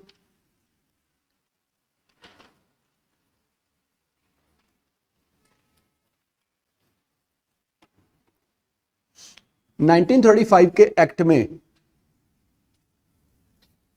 कल हमने लिखा था ना कि 1919 के एक्ट में प्रोविंशियल डायरकी आई थी, प्रांतों को सरकारें मिली थी, तुम्हारे मंत्री बनेंगे, बट फिर वो सारी पावर तुम्हें मिली, शैम रिफॉर्म्स थे। तो तुमने बड़ा एजिटेशन किया था कि ये क्या बदतमीजी है। तो सरकार बोलती सॉरी, अब हम एक काम करते हैं, प्रोविंशियल डायरकी को आज से हम खत्म कर रहे हैं। अब हम आपको दे रहे हैं प्रोविंशियल ऑटोनॉमी, यानी कि प्रांतों में सारी की सारी गवर्नमेंटल पावर्स जो हैं वो हम इंडियंस को देने जा रहे हैं। अब तुम सारी मंत्री बन जाओ, फाइनेंस भी तुम ले लो, सारा काम खुद कर लो। जो कमी रह गई थी ना पिछली बार, आज से वो खत्म, प्रोविंशियल ऑटोनॉमी आ गई। पंजाब सरकार अपने काम अब खुद करेगी, राइट। मद्रास की सरकार अपने काम खुद करेगी, उन्होंने तुम्हें provincial autonomy they the. And central dyarchy introduced, कि केंद्र में भी अब तुम्हें बाकी सारे मंत्री लगा देंगे, बस डिफेंस, होम अफेयर्स, फाइनेंस, जो काफी सीनियर डिपार्टमेंट है वो अपने पास रख के केंद्र में भी तुम्हारे मंत्री आ गए। Provincial autonomy, central dyarchy. 1919 में हुआ था प्रोविंशियल डायरकी, सेंटर की तो बात ही नहीं हुई थी। अब इन्होंने एक स्टेप और आगे कर दिया, प्रोविंसेस में ऑटोनॉमी कर दी, सेंटर में डायरकी कर दी। पर इमेजिन करो एक चीज, इसके बाद अब एक ही चीज बची है 1935 के बाद, वो है सेंट्रल ऑटोनॉमी, कि केंद्र में सारी पावर हमें मिल जाए। उसका मतलब क्या होगा? फ्रीडम। तो इसके बाद और कुछ बचा ही नहीं है। 1935 के बाद अब एक्ट भी एक ही पास होना है, इंडियन इंडिपेंडेंस एक्ट 1947, 12 सालों बाद, क्योंकि अब सारी पावर हमें मिल चुकी है, सिर्फ एक चीज बची है, आजादी। अब हम उसी के लिए लड़ाई लड़ेंगे। Done. So step by step, याद है मैंने उस दिन क्या बताया था? Pressure, compromise, pressure. आज कांग्रेस अचीव कर गई अपना, प्रेशर के थ्रू काम करवा गई।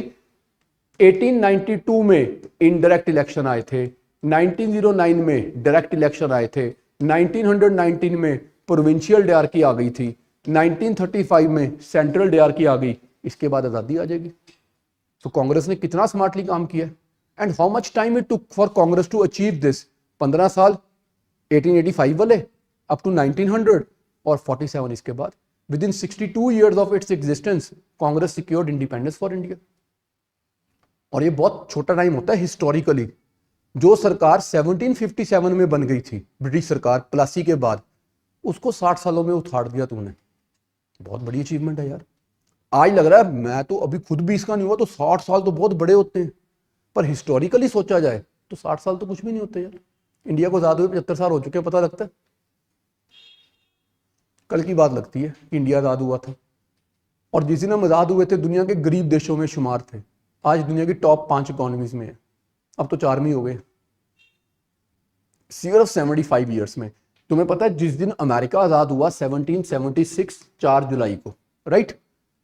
अभी मैंने बताया था ना 1861 में अमेरिका में सिविल वॉर हुई थी, तो ऑलमोस्ट 100 साल हो चुके थे ना। अमेरिका में अभी इंडस्ट्री भी नहीं थी, बहुत बैकवर्ड अमेरिका था, राइट। और ब्लैक्स को राइट नहीं थे, औरतों को राइट नहीं थे, बहुत ही पिछड़ा हुआ अमेरिका था। ये अमेरिका पावरफुल बना 1900 के आसपास आके, जब इसका इंडस्ट्रियल रेवोल्यूशन सक्सेसफुल हुआ, जो 1870 में स्टार्ट हुआ था। 30 सालों में अमेरिका थोड़ा पावरफुल हो गया। फिर 1920s में आफ्टर वर्ल्ड वॉर 1 अमेरिका दुनिया की खास इकोनॉमीज में आ गया, राइट। फिर 1945 के बाद अमेरिका सुपर पावर बना था। जो अमेरिका की इमेज आज है ना कि वो सुपर पावर है, ये वर्ल्ड वॉर 2 के बाद बनी थी। इसमें और ज्यादा इजाफा 1990 में हुआ था, जब यूएसएसआर का डिसइंटीग्रेशन हो गया, कि अब तो अमेरिका से बड़ा कोई बचा नहीं दुनिया में पावरफुल, राइट। सो अगर मैं सिर्फ इतना टाइम ही ले लूं तो ये कितने साल हो गए यार? 1776 टू 1920 जब अमेरिका इकोनॉमिक पावर बना दुनिया के, 140 के करीब हो गए ना। तो हमने तो उसे हाफ टाइम देखा अभी तो ऑलमोस्ट हाफ ही हो ना, 75 साल ही हुए अभी तो। अगर हम इतना फास्ट ग्रो कर रहे हैं तो 140 साल बाद सोचो हम कहां होंगे जब इंडिया की आजादी के 140 साल हो जाएंगे। वो अलग बात है, होंगे कि नहीं होंगे ये नहीं पता, पर अगर होंगे तो कहां होंगे। क्योंकि ज्योग्राफी वाले जो हमारे टीचर है आ चुके तुम्हारी क्लास में, हर्षित सर बता गया, अर्थ पे आने वाला है। There is a theory which has much to it, proved है कि जो हिमालय बेल्ट है यहाँ पे ओवरड्यू हो गया है अगले 30 साल के अंदर, पर वो 30 साल नहीं है, वो 3 मिनट भी हो सकते हैं। 9 इंटेंसिटी का अर्थक्वेक आना उत्तराखंड में। अभी जो म्यांमार में आया था वो 7.7 का था। 7.7 के अर्थक्वेक का मतलब था 384 एटॉमिक बॉम्ब्स एक साथ फटे। पर अगर वो 7.5 का 7.8 का हो जाएगा तो वो 385 बॉम्ब्स नहीं होंगे, वो इंटू 2 हो जाएंगे। तो सोचो 9 में कितनी इंटेंसिटी होगी। यहां कोई ऐसी बिल्डिंग ही नहीं है जो खड़ी रह जाएगी। ठीक है, अब इसका मतलब ये नहीं कि हम पढ़ना छोड़ दें, मरने ही वाले हैं, पता लगे ओ छाड़ मना हुंता फिर आप जान ही वाले हैं, फिर आप क्या करना पढ़ के। But yes, this is inevitable. But उसके लिए अब पता है क्या है, देखो अब यूपीएससी की तैयारी, कुछ समझदार लोग तो बैठे हैं ना सिस्टम में, उन्होंने पढ़ लिया इसके बारे में, समझ लिया इसके बारे में, प्रेडिक्शंस भी हो गई हैं, स्टडीज भी हो गई हैं। अब गवर्नमेंट ऑफ इंडिया प्लान कर रही है कि कैसे हम अर्थक्वेक से होने वाले डिजास्टर के लिए प्लान करें। डिजास्टर मैनेजमेंट भी तो है ना हमारे पास, अब गवर्नमेंट ऑफ इंडिया उस पर काम कर रही है। सो बहुत सारे हिल स्लोप्स को खाली करवाया जा रहा है, राइट। जो नई बिल्डिंग्स बन रही हैं उनमें प्लिंथ बीम कंपलसरी की जा रही है, बहुत सारी चीजों को चेंज किया जा रहा है। हो सकता है आने वाले 5-10 सालों में पुरानी बिल्डिंग्स को सारी को रिपेयर करवा दिया जाए, अगर तो उससे पहले अर्थक्वेक नहीं आ गया तो। हर्षी सर तो कह रहे कभी भी आ जाएगा, वो तो डराता ही रहता है, मतलब सारा दिन डराता रहता है वो। मैं अपने कमरे में बैठा होता हूँ, मुझे उसकी एक ही बात सुन रही होती है, अर्थक्वेक आने वाला है। मैं साथ ही आधा नहीं गया कि थे, हर्षी ने तो बहुत ही डराया हुआ सबको। ठीक है, किस किसने पढ़ी है ज्योग्राफी? एक बार तो लगा था ना भी पह गया पढ़ तुझे, भी सर ने कहा था हो गया बस सुनता। कई बार इसके बच्चे आके मुझे बता रहे थे क्लास में, सर मेरा आपको सपना आया था अर्थक्वेक का। मैं बेटा मुझे भी आया था। हर्षी की बातें ऐसी होती है, सब नहीं आता उसके बाद तो। But then you have to understand, तुम जैसे ही लोग होंगे जो इस टाइम पे मिनिस्ट्री में बैठे होंगे, जो डिजास्टर मैनेजमेंट के लिए प्लान्स प्रिपेयर कर रहे होंगे कि कैसे अवॉइड करना है इसके डिजास्टर को। एक बार सुनामी आ गई, उसके बाद से कितने एडवांस वार्निंग सिस्टम्स बना दिए गए हैं कि कैसे उसके इफेक्ट्स को मिनिमाइज किया जाए, डैमेज को मिनिमाइज किया जाए। तो सरकार ही कर सकती है वो काम, हम लोग नहीं कर सकते। आज एसडी की एक लड़की मुझे पूछ रही थी, सर आप आईएएस नहीं बने तो क्या हो गया, आपको क्या दुख है उस चीज़ का? मैंने उसको बोला भी यार, कहती देखो सर आप पावरफुल हो, मुझे पता है, मेरे पापा ने मुझे आपके बारे में बताया था, आपको सारे जानते हैं, आप कुछ भी कर लेते हो। मैं कहा बेटा मैं कुछ भी कर सकता हूँ, एग्रीड, बहुत कुछ कर सकता हूँ मैं, पर मैं ये नहीं कर सकता, वो अंबानी भी नहीं कर सकता कि कोई जाके ये बोले कि स्कूल में मिड डे स्कीम मील, जो मील स्कीम है उसमें खाना ठीक नहीं मिला, तो वो रेड नहीं कर सकता। वो एक आईएएस अफसर जाके कर सकता है, वो तो प्राइम मिनिस्टर भी नहीं कर सकता। वो डीसी जाएगा उस दिन स्कूल के अंदर और प्रिंसिपल की जान ले लेगा वो, अगर वो ईमानदार अफसर हुआ तो। फिर कोई आगे मुझे बोले कि 16 सैक्टर ਦੇ ਵਿੱਚ ਨਾ ਡਾਕਟਰ ਦਵਾਈਆਂ ਗਲਤ ਲਿਖਦੇ ਆ, ਮਹਿੰਗੀਆਂ ਦਵਾਈਆਂ ਲਿਖਦੇ ਆ, केमिस्ट को सिर्फ महंगियां दवाइयां होंगी हैं, तो मैं क्या कर सकता फिर? वो डीसी है जो रेड कर सकता है और वो डॉक्टर का हाथ भी पकड़ सकता है कि ये कहाँ से आ गई दवाई, आयुष्मान भारत में तो इस दवाई को मना किया गया था, आपने कैसे लिख दी? फिर केमिस्ट की दुकान भी बंद करा देगा, तूने यहाँ पे दवाइयाँ क्यों रखी हुई हैं? मैं कैसे कर सकता हूँ?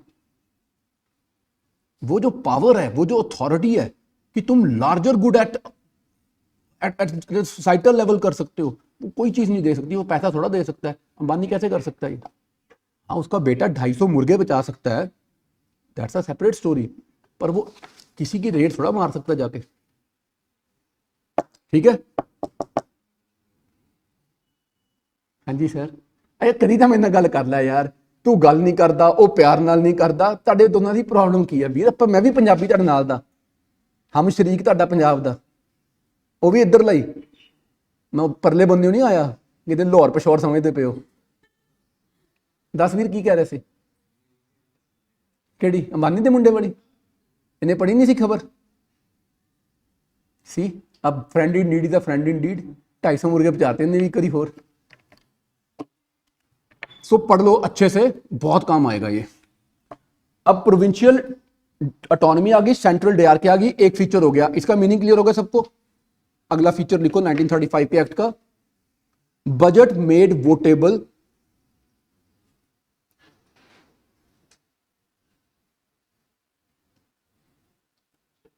बजट मेड वोटेबल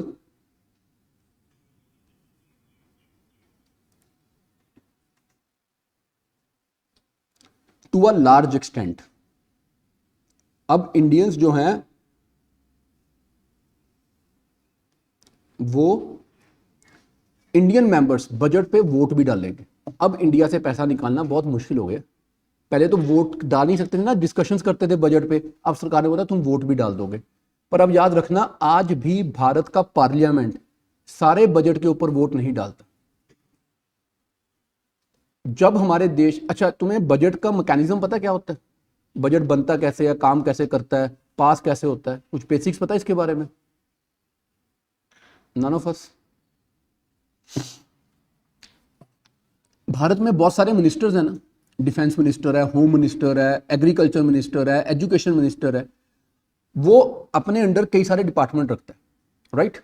अब सपोजिटली मैं एजुकेशन मिनिस्टर हूं, तो मैं अपने सारे एजुकेशन मिनिस्ट्री और डिपार्टमेंट का ध्यान रखते हुए बजट तैयार कर रहा हूं अपने अकेले का, कि यार इतने टीचर्स हैं जिनकी इतनी सैलरी जानी है, स्कूल कॉलेज यूनिवर्सिटी लेवल पे टीचर प्रोफेसर सबकी सैलरीज जानी है, राइट? दूसरी चीज, लैब अटेंडेंट्स भी है, जितना भी और सारा स्टाफ होता है वो सबकी सैलरीज जानी है, कुछ लोगों की पेंशन्स भी जानी है। स्टूडेंट्स के लिए हमने कॉलेजेस के अंदर लाइब्रेरीज भी मेंटेन करनी है, कंप्यूटर्स भी रखने हैं, उसका भी खर्चा होना है। फिर हमने स्कॉलरशिप्स भी देने हैं, उसका भी खर्चा होना है। तो मैंने अपने लिए एक बजट का कंपोनेंट तैयार कर दिया डिपार्टमेंट ऑफ एजुकेशन का। ऐसे ही होम मिनिस्टर बोलेगा इतनी पुलिस है उसको सैलरीज देनी है, उनको वेपन्स देने हैं, उनको गाड़ियां देनी है, वो अपना कर देगा तैयार।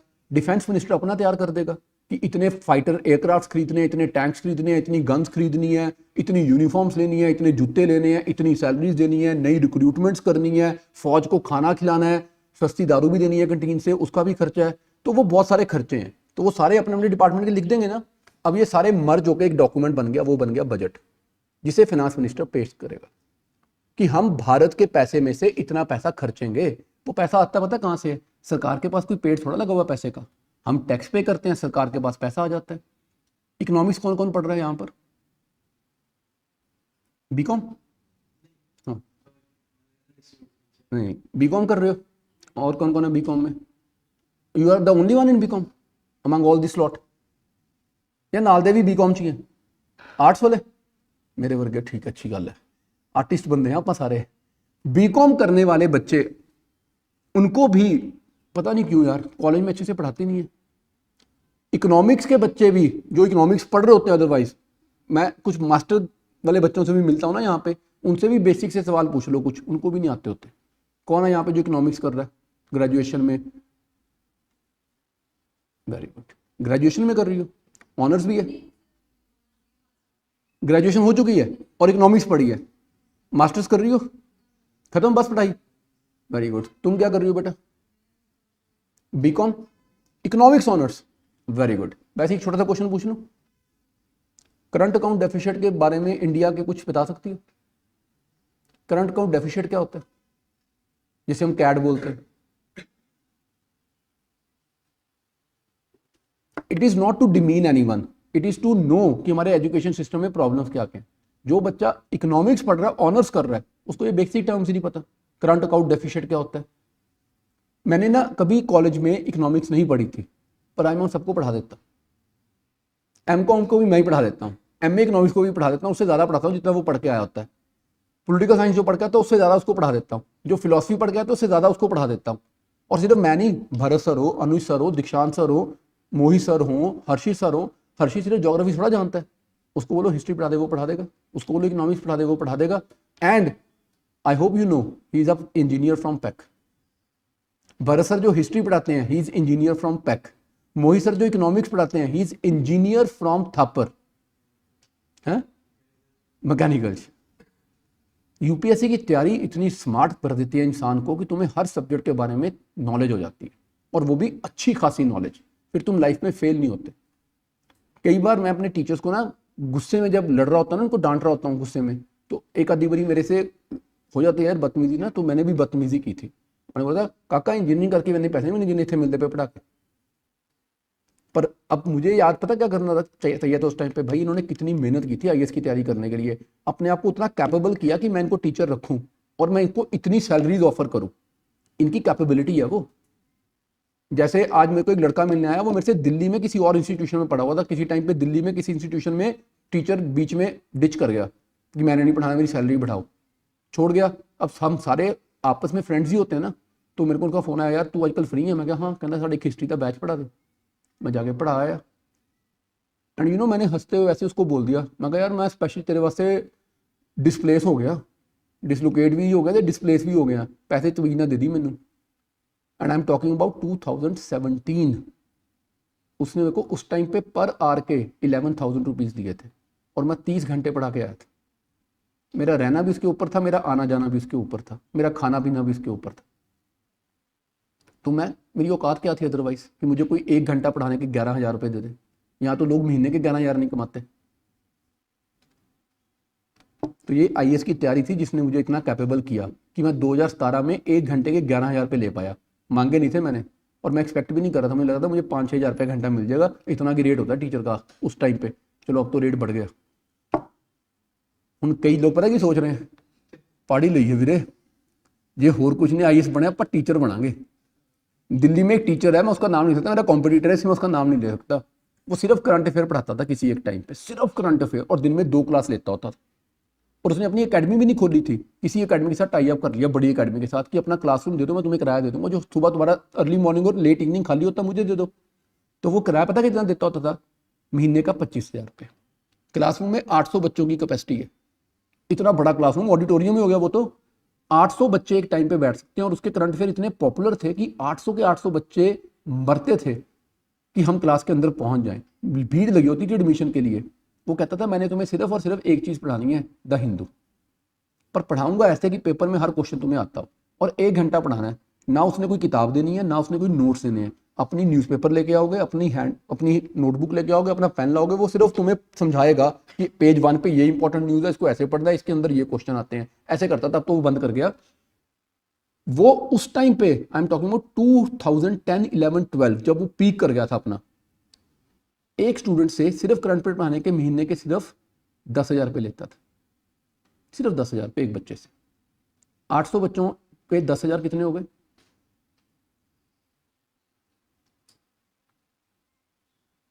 80,000 8 से हो गए, 8 लाख, और फिर 80 लाख। एक सुबह बैच होता था, एक शाम को, महीने का 1 करोड़ 60 लाख। और पल्लों कुछ नहीं देना, सिर्फ 50,000 रुपये 25,000 रुपये महीने रेंट देने। कोई एडवर्टाइजमेंट नहीं। इतना पॉपुलर हो गया था, पता ही नहीं कैसे वो दिल्ली में। महीने का 1 करोड़ 60 लाख वाइट लेता था। कोई कहता नहीं मुझे कैश दो, कहता था अकाउंट में जमा करो, मैं टैक्स भी पे करूंगा, मुझे टेंशन नहीं चाहिए लाइफ में। 3 साल पढ़ाया, इतना पैसा इकट्ठा किया, USA जाके सेटल हो गए। पर वो क्यों कर पाया? क्योंकि उसने तैयारी बहुत जबरदस्त की थी। He could understand the very nerve of this exam. फिर वो पढ़ाई ऐसे देता था। डन। चलो, प्रोविंशियल डीआर की बजट, मैं बजट समझाने जा रहा था तुम्हें समझाता हूं बजट, ताकि तुम इस पॉइंट को अंडरस्टैंड कर सको। तुम सारे मंत्री हो, ये लगी हुई है लोकसभा, सेशन चल रहा है, तुम सारे आज चुप बैठे हो। मैं फाइनेंस मिनिस्टर हूं, मैं बोल रहा हूं मुझे डिफेंस के लिए इतना पैसा चाहिए, मुझे फाइनेंस के लिए इतना पैसा चाहिए, मुझे होम मिनिस्ट्री के लिए इतना पैसा चाहिए, एजुकेशन के लिए, हेल्थ के लिए, एग्रीकल्चर के, सबके लिए बोल दिया मैंने। ये पैसा पता कहां से आया था? एक, हम सब लोग, इंडिया के लोग इनकम टैक्स पे करते हैं, सरकार के पास चला जाता है। एक, हम GST पे करते हैं, सरकार के पास चला जाता है। एक, सरकार एफिडेविट छापती है, एक कागज होता है, उसके ऊपर सरकार की मर्जी है, 200 रुपये का स्टैम्प पेपर बना दे, 500 का बना दे, कागज की वैल्यू तो 2 रुपये ही होती है। सरकार स्टैम्प ड्यूटी लेती है ना हमसे। वो सारे पैसे सरकार के पास इकट्ठे हो गए। अब तुम लोगों ने इकोनॉमिक्स में कुछ टर्म्स पढ़ी होंगी शायद, आज बताना कुछ बेटर अंडरस्टैंडिंग हुई कि नहीं हुई। गवर्नमेंट ऑफ इंडिया ने सपोजिटली, जैसे अभी वोडाफोन में अपना शेयर इंक्रीज किया, ये लेटेस्ट न्यूज है, इसको हम क्या बोलते हैं? गवर्नमेंट ऑफ इंडिया ने इन्वेस्टमेंट कर दी, शेयर इंक्रीज कर दिया। अब उससे गवर्नमेंट ऑफ इंडिया को इनकम भी तो आएगी ना। पर वो गवर्नमेंट ऑफ इंडिया ने जो पैसा इन्वेस्ट किया था वो अपने घर से थोड़ा लेके आए थे, हमारे टैक्स का पैसा था ना। तो जो इनकम आएगी वो भी तो गवर्नमेंट ऑफ इंडिया की होगी, किसी पर्सन की थोड़ा होगी। अब जो मैंने टैक्स इकट्ठे किए थे, जो मुझे इनकम आई, और किसी दिन होता है मैं कहता हूं यार मेरे को नहीं अब शेयर रखना, मैं अपनी डिसइन्वेस्टमेंट करने जा रहा हूं, मैं अपना शेयर बेच रहा हूं, तो वहां से मुझे बल्क में पैसा आता है, तो वो मेरा पैसा थोड़ा मैं घर ले जाऊंगा, वो भी तो भारत का पैसा है ना। तो सरकार ये सारा पैसा एक साल में जो होता है इकट्ठा एक अकाउंट में डालती है, जिसको हम बोलते हैं कंसोलिडेटेड फंड ऑफ इंडिया। उसमें सारा पैसा डाल दिया जाता है। अब जब तुम पैसा डाल रहे हो ना, तो पार्लियामेंट को बताना है कि इस साल हमें इतना टैक्स आया था, इनकम टैक्स, इतना GST, इतना स्टैंप टैक्स, इतना हमने डिसइन्वेस्टमेंट से पैसा कमाया था, किसी देश को हमने लोन दिया था, उसने हमें लोन रीपे कर दिया, या उसकी इंटरेस्ट पेमेंट आ गई, राइट, या हमने कोई और मेथड से पैसा कमाया, जो भी मेथड था, रेंटल्स इनकम है, कुछ भी है भारत सरकार की, हम पार्लियामेंट को बताते हैं इस साल हम कंसोलिडेटेड फंड ऑफ इंडिया में 1 लाख करोड़ रुपया डाल रहे हैं, राइट। वैसे तो इससे ज्यादा ही डालते हैं, चलो वैसे ही बोल दिया 1 लाख करोड़ डाल रहे हैं। फिर जब हमने पैसे निकालने हैं हम फिर पार्लियामेंट को बताएंगे बजट पास करते हुए कि मैं इस 1 लाख करोड़ में से अब 90,000 करोड़ निकालने जा रहा हूं, पीछे सिर्फ 10,000 करोड़ बचना है। ये 90,000 करोड़ क्यों निकाल रहा हूं? इस 90,000 करोड़ में से 9,000 करोड़ तो सिर्फ डिफेंस ले जाएगा, फौज की अपग्रेडेशन करनी है, सैलरीज देनी है, चला गया। इतना हेल्थ ले जाएगा, डॉक्टर्स हैं, पैरामेडिकल स्टाफ है, हॉस्पिटल्स है, फ्री दवाइयां भी देनी है, फ्री एक्सरे भी करने हैं गरीबां दे, there is so much that we have to do. तो एक एक पैसे का हिसाब दिया जा रहा है ना पार्लियामेंट में। ये है डेमोक्रेसी, ट्रांसपेरेंसी, अकाउंटेबिलिटी।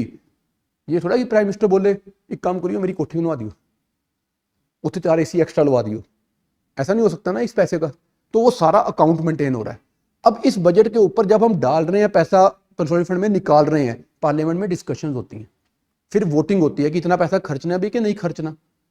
एक मैं बोलता हूं कि मैंने चंद्रयान नेक्स्ट मिशन भेजना है, मैन मिशन टू मून, उसके लिए मुझे 1 लाख करोड़ रुपया चाहिए। तो ऑपोजिशन बोलेगी तेरा दिमाग खराब है, देश में भूखमरी है, गरीबी है, एजुकेशन का स्टैंडर्ड कोई नहीं है, तुझे एक बंदा मून पे भेजने के लिए लाख करोड़ चाहिए, हमने नहीं देना ये पैसा। तो ऑपोजिशन ने मेरे खिलाफ वहां पर आवाज उठा दी है। अब वो वोट डालेंगे, क्या पता मेरा बजट पास ही ना हो। बट यूजुअली ऐसा होता नहीं है, क्योंकि पार्लियामेंट में जब पार्लियामेंट्री सिस्टम में मेरी सरकार है तो मेरे पास मेजोरिटी है, तो मेरी सरकार की तो वोट निकल ही जाएगी। रात को वक्फ बिल पास हो ही गया, कल रात को सरकार ने पास कराना था, करा दिया, काम खत्म। अगर कहीं ऐसा हो गया कि मैंने बजट में कोई चीज बोली और ऑपोजिशन ने शोर मचा के वो रुकवा दिया, इसका मतलब सरकार के पास मेजोरिटी नहीं है, फिर तो नो कॉन्फिडेंस मोशन आ जाएगा, सरकार गिरा दी जाएगी। अगर तुम्हारी सपोर्ट ही नहीं है पूरे हाउस में, तुम सरकार कैसे हो? सरकार तो वो बनती है जिसके पास मेजोरिटी सपोर्ट होती है। तो अगर मेरा बजट ही पास नहीं हो, फिर तो मेरी सरकार ही भंग हो जाएगी, प्राइम मिनिस्टर को रिजाइन करना पड़ जाएगा। तो सरकार फटाफट बजट पास करा जाती है। बट अब कुछ खर्चे ऐसे भी होते हैं जिनको हम चाह के भी कम नहीं कर सकते। फॉर एग्जाम्पल, कॉन्स्टिट्यूशन में लिखा गया है कि जो सुप्रीम कोर्ट और हाई कोर्ट के जजेस हैं, इनकी सैलरी कभी कम नहीं कर सकते। बढ़ा सकते हो, कम नहीं कर सकते। उसका कारण क्या है? तुम बैठे हो यहाँ पे 3 सुप्रीम कोर्ट के जज और मैं प्राइम मिनिस्टर हूं। अब मुझे पता चले ये मेरे खिलाफ कोई सुनवाई कर रहे हैं, मैं इनको फोन करूं, काका ठीक कर लियो, नहीं तो फिर कल तो तारी तनख्वाह कट जानी है 500 रुपये महीना। तो फिर ये जस्टिस कैसे करेंगे? इंडिपेंडेंस और जुडिशरी तो कॉम्प्रोमाइज हो जाएगी।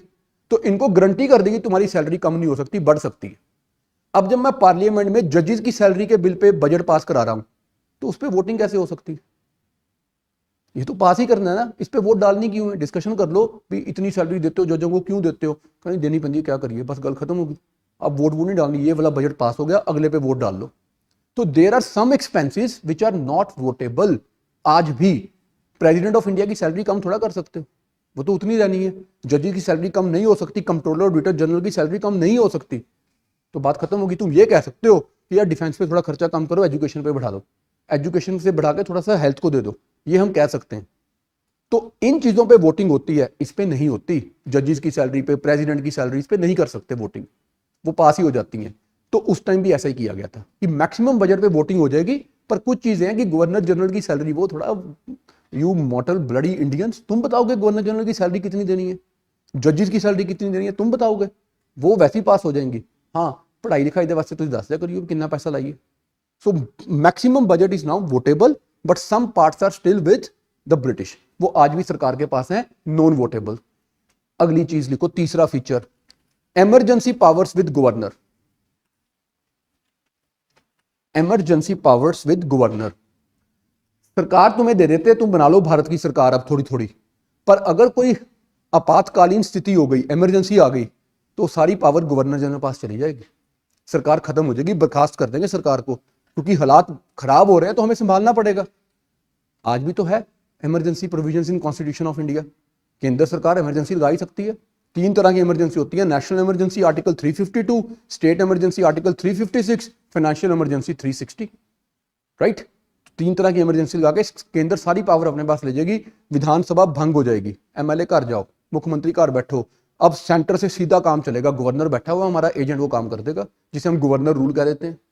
जब पंजाब में टेररिज्म का टाइम था तो पंजाब में कितनी देर तक इमरजेंसी लगी रही थी, इलेक्शन होते ही नहीं थे, विधानसभा का काम ही नहीं होता था कोई, राइट। तो इसके ऊपर एक जोक है बड़ा प्यारा, पहला सच है दूसरा जोक है। जब इन्होंने कहा ना इमरजेंसी पावर, सबसे पहले नेहरू ने आवाज उठाई, कहना ये क्यों रखनी है, what is the use of emergency power. Governor general ने उसको बोला बेटी से पूछ के बता, घर जा अपनी बेटी से पूछ लो। वो घर गया, उसने इंदिरा गांधी से बात की, नेहरू ने, कहता वो कुछ इमरजेंसी, कहती हाँ डैडी रख लो, काम आएगी बाद में। फिर 1975 में काम आ गई सी, इंदिरा गांधी ने लाती सी इंडिया में इमरजेंसी। जब इमरजेंसी लगी थी पता कितनी गड़बड़ हो गई थी इंडिया में। संजय गांधी जी कहते इंडिया की सबसे बड़ी प्रॉब्लम क्या है मुझे बताओ। उनका एक दोस्त कहता है यार पॉपुलेशन। कहता कराओ फिर ऑपरेशन, रोक दो पॉपुलेशन, फैमिली प्लानिंग कर दो। अब संजय गांधी ने कहा फैमिली प्लानिंग करो, मुझे रिजल्ट दो। पुलिस को बोला गया डॉक्टरों के साथ जाना है और रिजल्ट आने चाहिए। अब ऑपरेशन शुरू हुए, बंदे कहते साडे ब्याह नहीं हो, कहता फिर की हो गया, ऑपरेशन तो हो सकता है, ਤੁਸੀਂ ਕੱਲ ਨੂੰ ਤਾਂ शादी करके बच्चे पैदा करोगे, आप हुनी सेट कर देना काम। इतनी इमरजेंसी लगा दी थी इंदिरा गांधी के टाइम पे। मूवी देखी है किसी ने कंगना वाली, उसमें दिखाया गया सीन, भाई बहुत खतरनाक इमरजेंसी थी वो तो।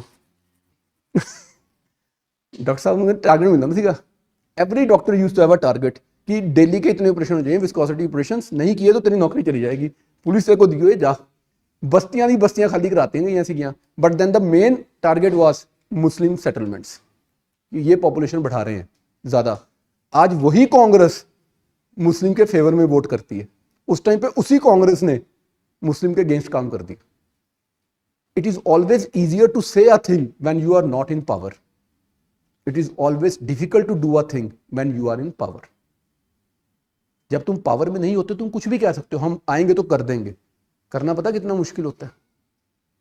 There are so many ifs and buts in it. Main feature हो गए, आखिरी फीचर लिखो इसका, proposed all India federation. Proposed all India federation. British कहते अगर तुम बोलो तो हम एक काम करते हैं, एक है ब्रिटिश इंडिया और एक है इंडिया के राज्य जिन्हें बोलते हैं प्रिंसली स्टेट्स। जैसे महाराजा पटियाला का अपना देश है, महाराजा हरि सिंह जम्मू कश्मीर अलग देश है, वो इंडिया का पार्ट नहीं था उस टाइम पे। ब्रिटिश कहते हैं अगर तुम बोलो तो हम इन दोनों को इकट्ठा करके एक बड़ा इंडिया बना दे, ऑल इंडिया फेडरेशन।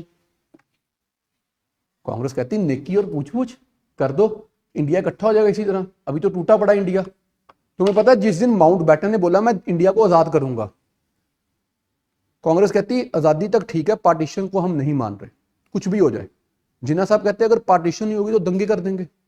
अब माउंट बैटन के ऊपर एक प्रेशर है कि इंडिया को आजाद भी करना है, पार्टीशन भी करनी है, पर कांग्रेस मान नहीं रही।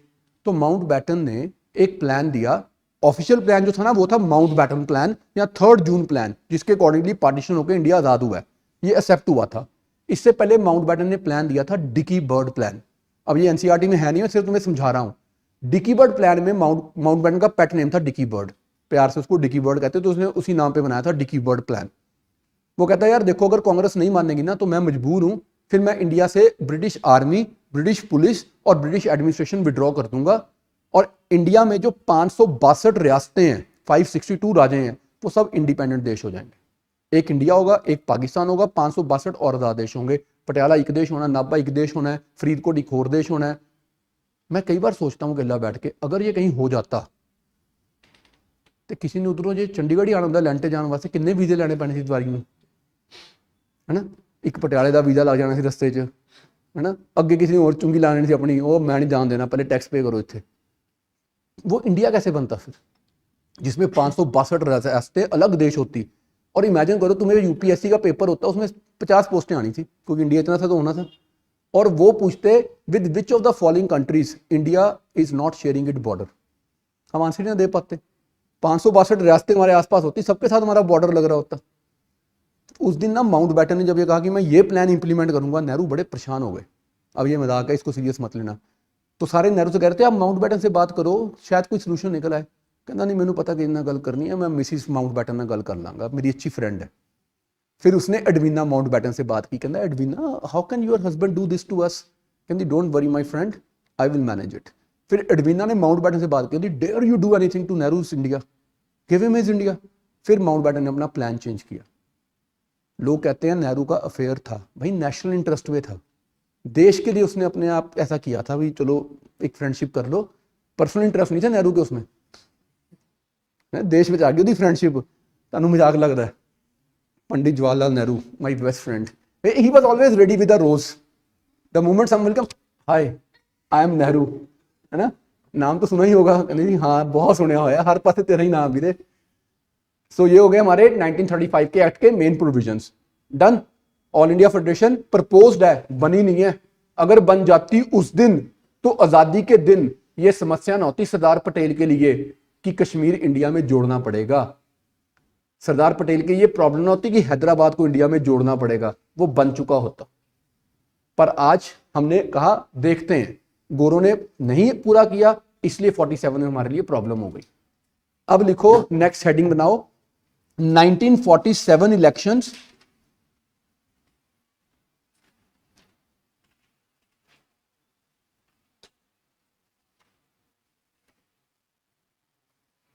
elections for provincial assemblies,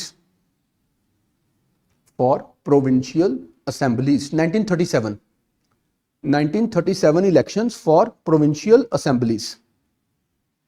सो इन्होंने बोला भी अब हमने प्रोविंशियल ऑटोनॉमी कर दी है, प्रांतें अपने काम खुद कर सकती हैं इंडिया में, तो अब उन प्रांतों की इलेक्शन भी करा देते हैं, अंग्रेज कहते। तो 37 में इन्होंने सारी इंडिया की प्रांतों में इलेक्शन अनाउंस कर दिए कि पंजाब विधानसभा के चुनाव होंगे, कलकत्ता में बंगाल के चुनाव होंगे, मद्रास में साउथ की चुनाव होंगे, ऐसे सारे महाराष्ट्र के चुनाव कराएंगे, सब कर दिए। आज तो हमारे पास 29-30 स्टेट्स है, 28 स्टेट्स है और यूटीज है, राइट। उस टाइम पे पूरे इंडिया में सिर्फ 11 स्टेट्स थी, 11 प्रोविंसेस थी जिन पे विधानसभाएं थी। तो 11 प्रोविंसों में इलेक्शन करवाए गए, 11 प्रोविंसेस।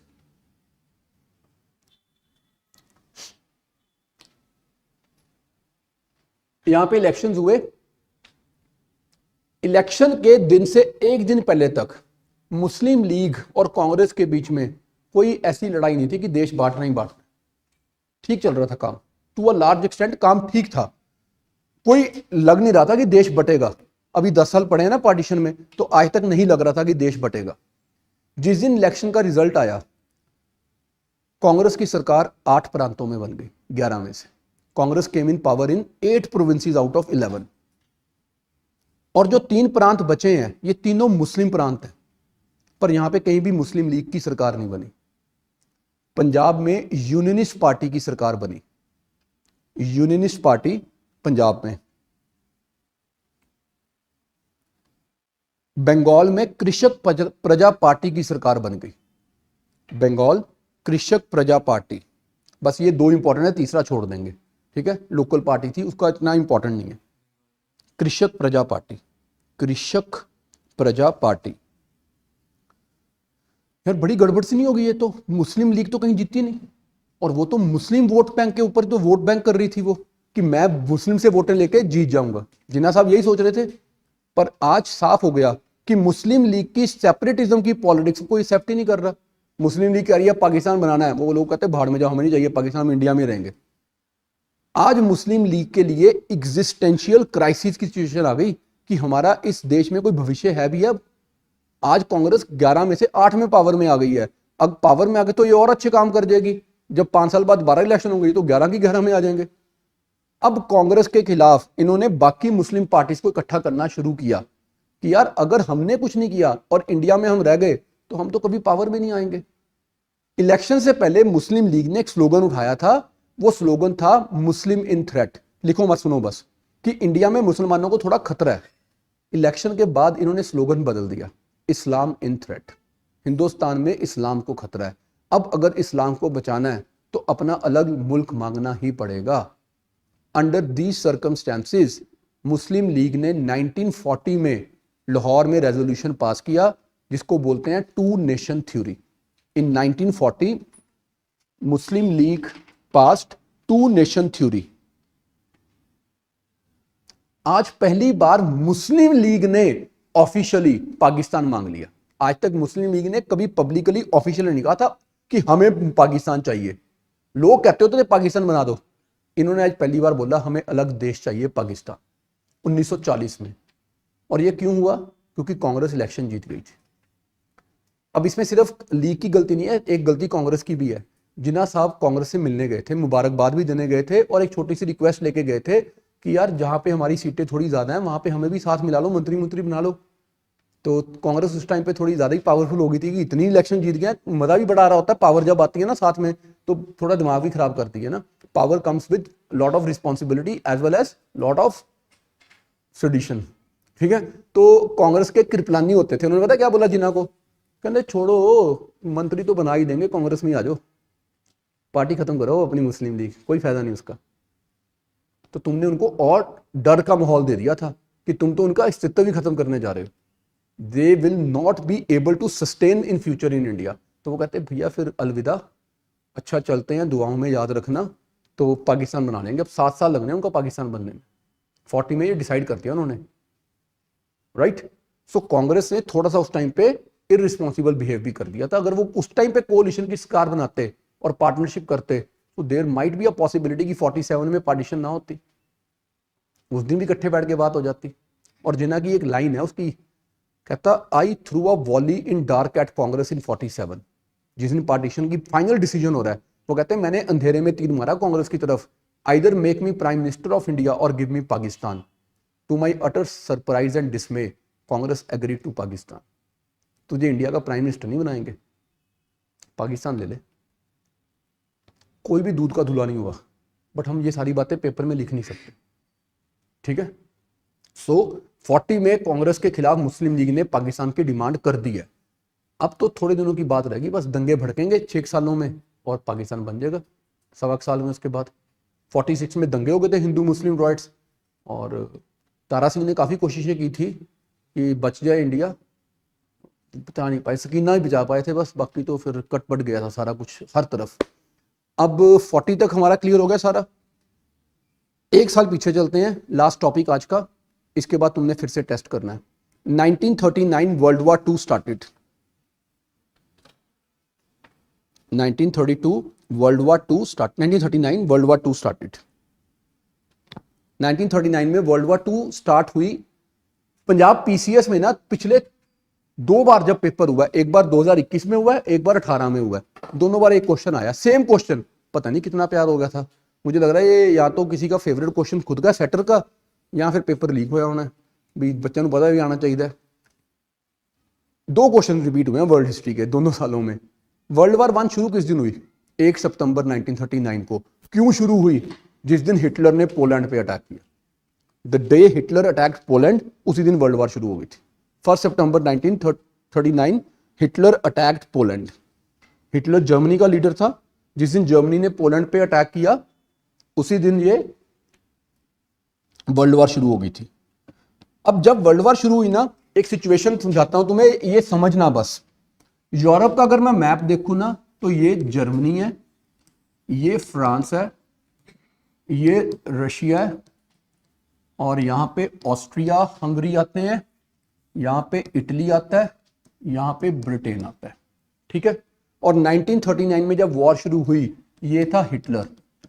हिटलर ने पहले रशिया के साथ नो वॉर पैक्ट साइन किया, मैंने तेरे से नहीं लड़ना, राइट। उसको बोला नहीं लड़ना भाई, तेरे से प्यार है तेरे साथ, मुझे जर्मनी से बदला लेना है वर्ल्ड वॉर 1 का। तो रशिया कहता डन, ले ले बदला। इटली इसका दोस्त था, ऑस्ट्रिया हंगरी पे इसने पहली अटैक करके इसको अपने कंट्रोल में ले लिया था, right. So Germany has already taken over Austria, Italy is an alliance partner with Germany, इन्होंने मिलकर फ्रांस पे अटैक कर दिया। ब्रिटेन अकेला रह गया, रशिया के साथ तो पैक्ट हो चुका था। अमेरिका वर्ल्ड वॉर 1 में दिसंबर 1941 के बाद आएगा, जब पर्ल हार्बर पे जापान अटैक करेगा, तब तक वो वर्ल्ड वॉर 2 में आएगा नहीं अमेरिका, तो वो शांत बैठा हुआ है। सो ब्रिटेन तो अकेला रह गया, और थोड़े दिनों में फ्रांस हार गया, और हिटलर ने फ्रांस में अपनी पपेट विची रिजीम बना दी, अपना लीडर बिठा दिया फ्रांस में भी। फ्रांस भी खत्म हो गया। अब तो ब्रिटेन पे अटैक शुरू हो गए थे, एयरफोर्स अटैक कर रही थी ब्रिटेन पे, और दुनिया के इतिहास में पहली बार हुआ कि ब्रिटेन पे अटैक हो गया। इससे पहले ब्रिटेन पे कभी अटैक ही नहीं हुआ था, it was considered safe, right. अब जब ब्रिटेन पे 1940 आते आते अटैक होने शुरू हो गए हैं, तो ब्रिटेन इंडिया को कह रहा है हेल्प। इंडिया कहता किस लिए? World war. इंडिया कहता वो क्यों लड़ रहे हो? कहते फॉर डेमोक्रेसीज, हिटलर तो डिक्टेटर है। इंडिया कहता फिर हमें भी डेमोक्रेसी दे दो, हेल्प कर देंगे, आजाद कर दो, हेल्प कर देते हैं। गुलाम देश अब तुम्हारी हेल्प नहीं कर सकता, सॉरी। वो कहते भाई प्रॉमिस है, लड़ाई खत्म होगी, आजाद कर देंगे। इंडिया कहता है ऐसे कई सारे प्रॉमिस वर्ल्ड वॉर 1 में भी हुए थे, रिजल्ट में जलियांवाला बाग हो गया था, रॉलेट एक्ट पास हो गए थे, सो नथिंग डूइंग, आज़ादी दोगे तो हेल्प करेंगे, नहीं तो कोई हेल्प नहीं करनी, भाग जाओ यहाँ से।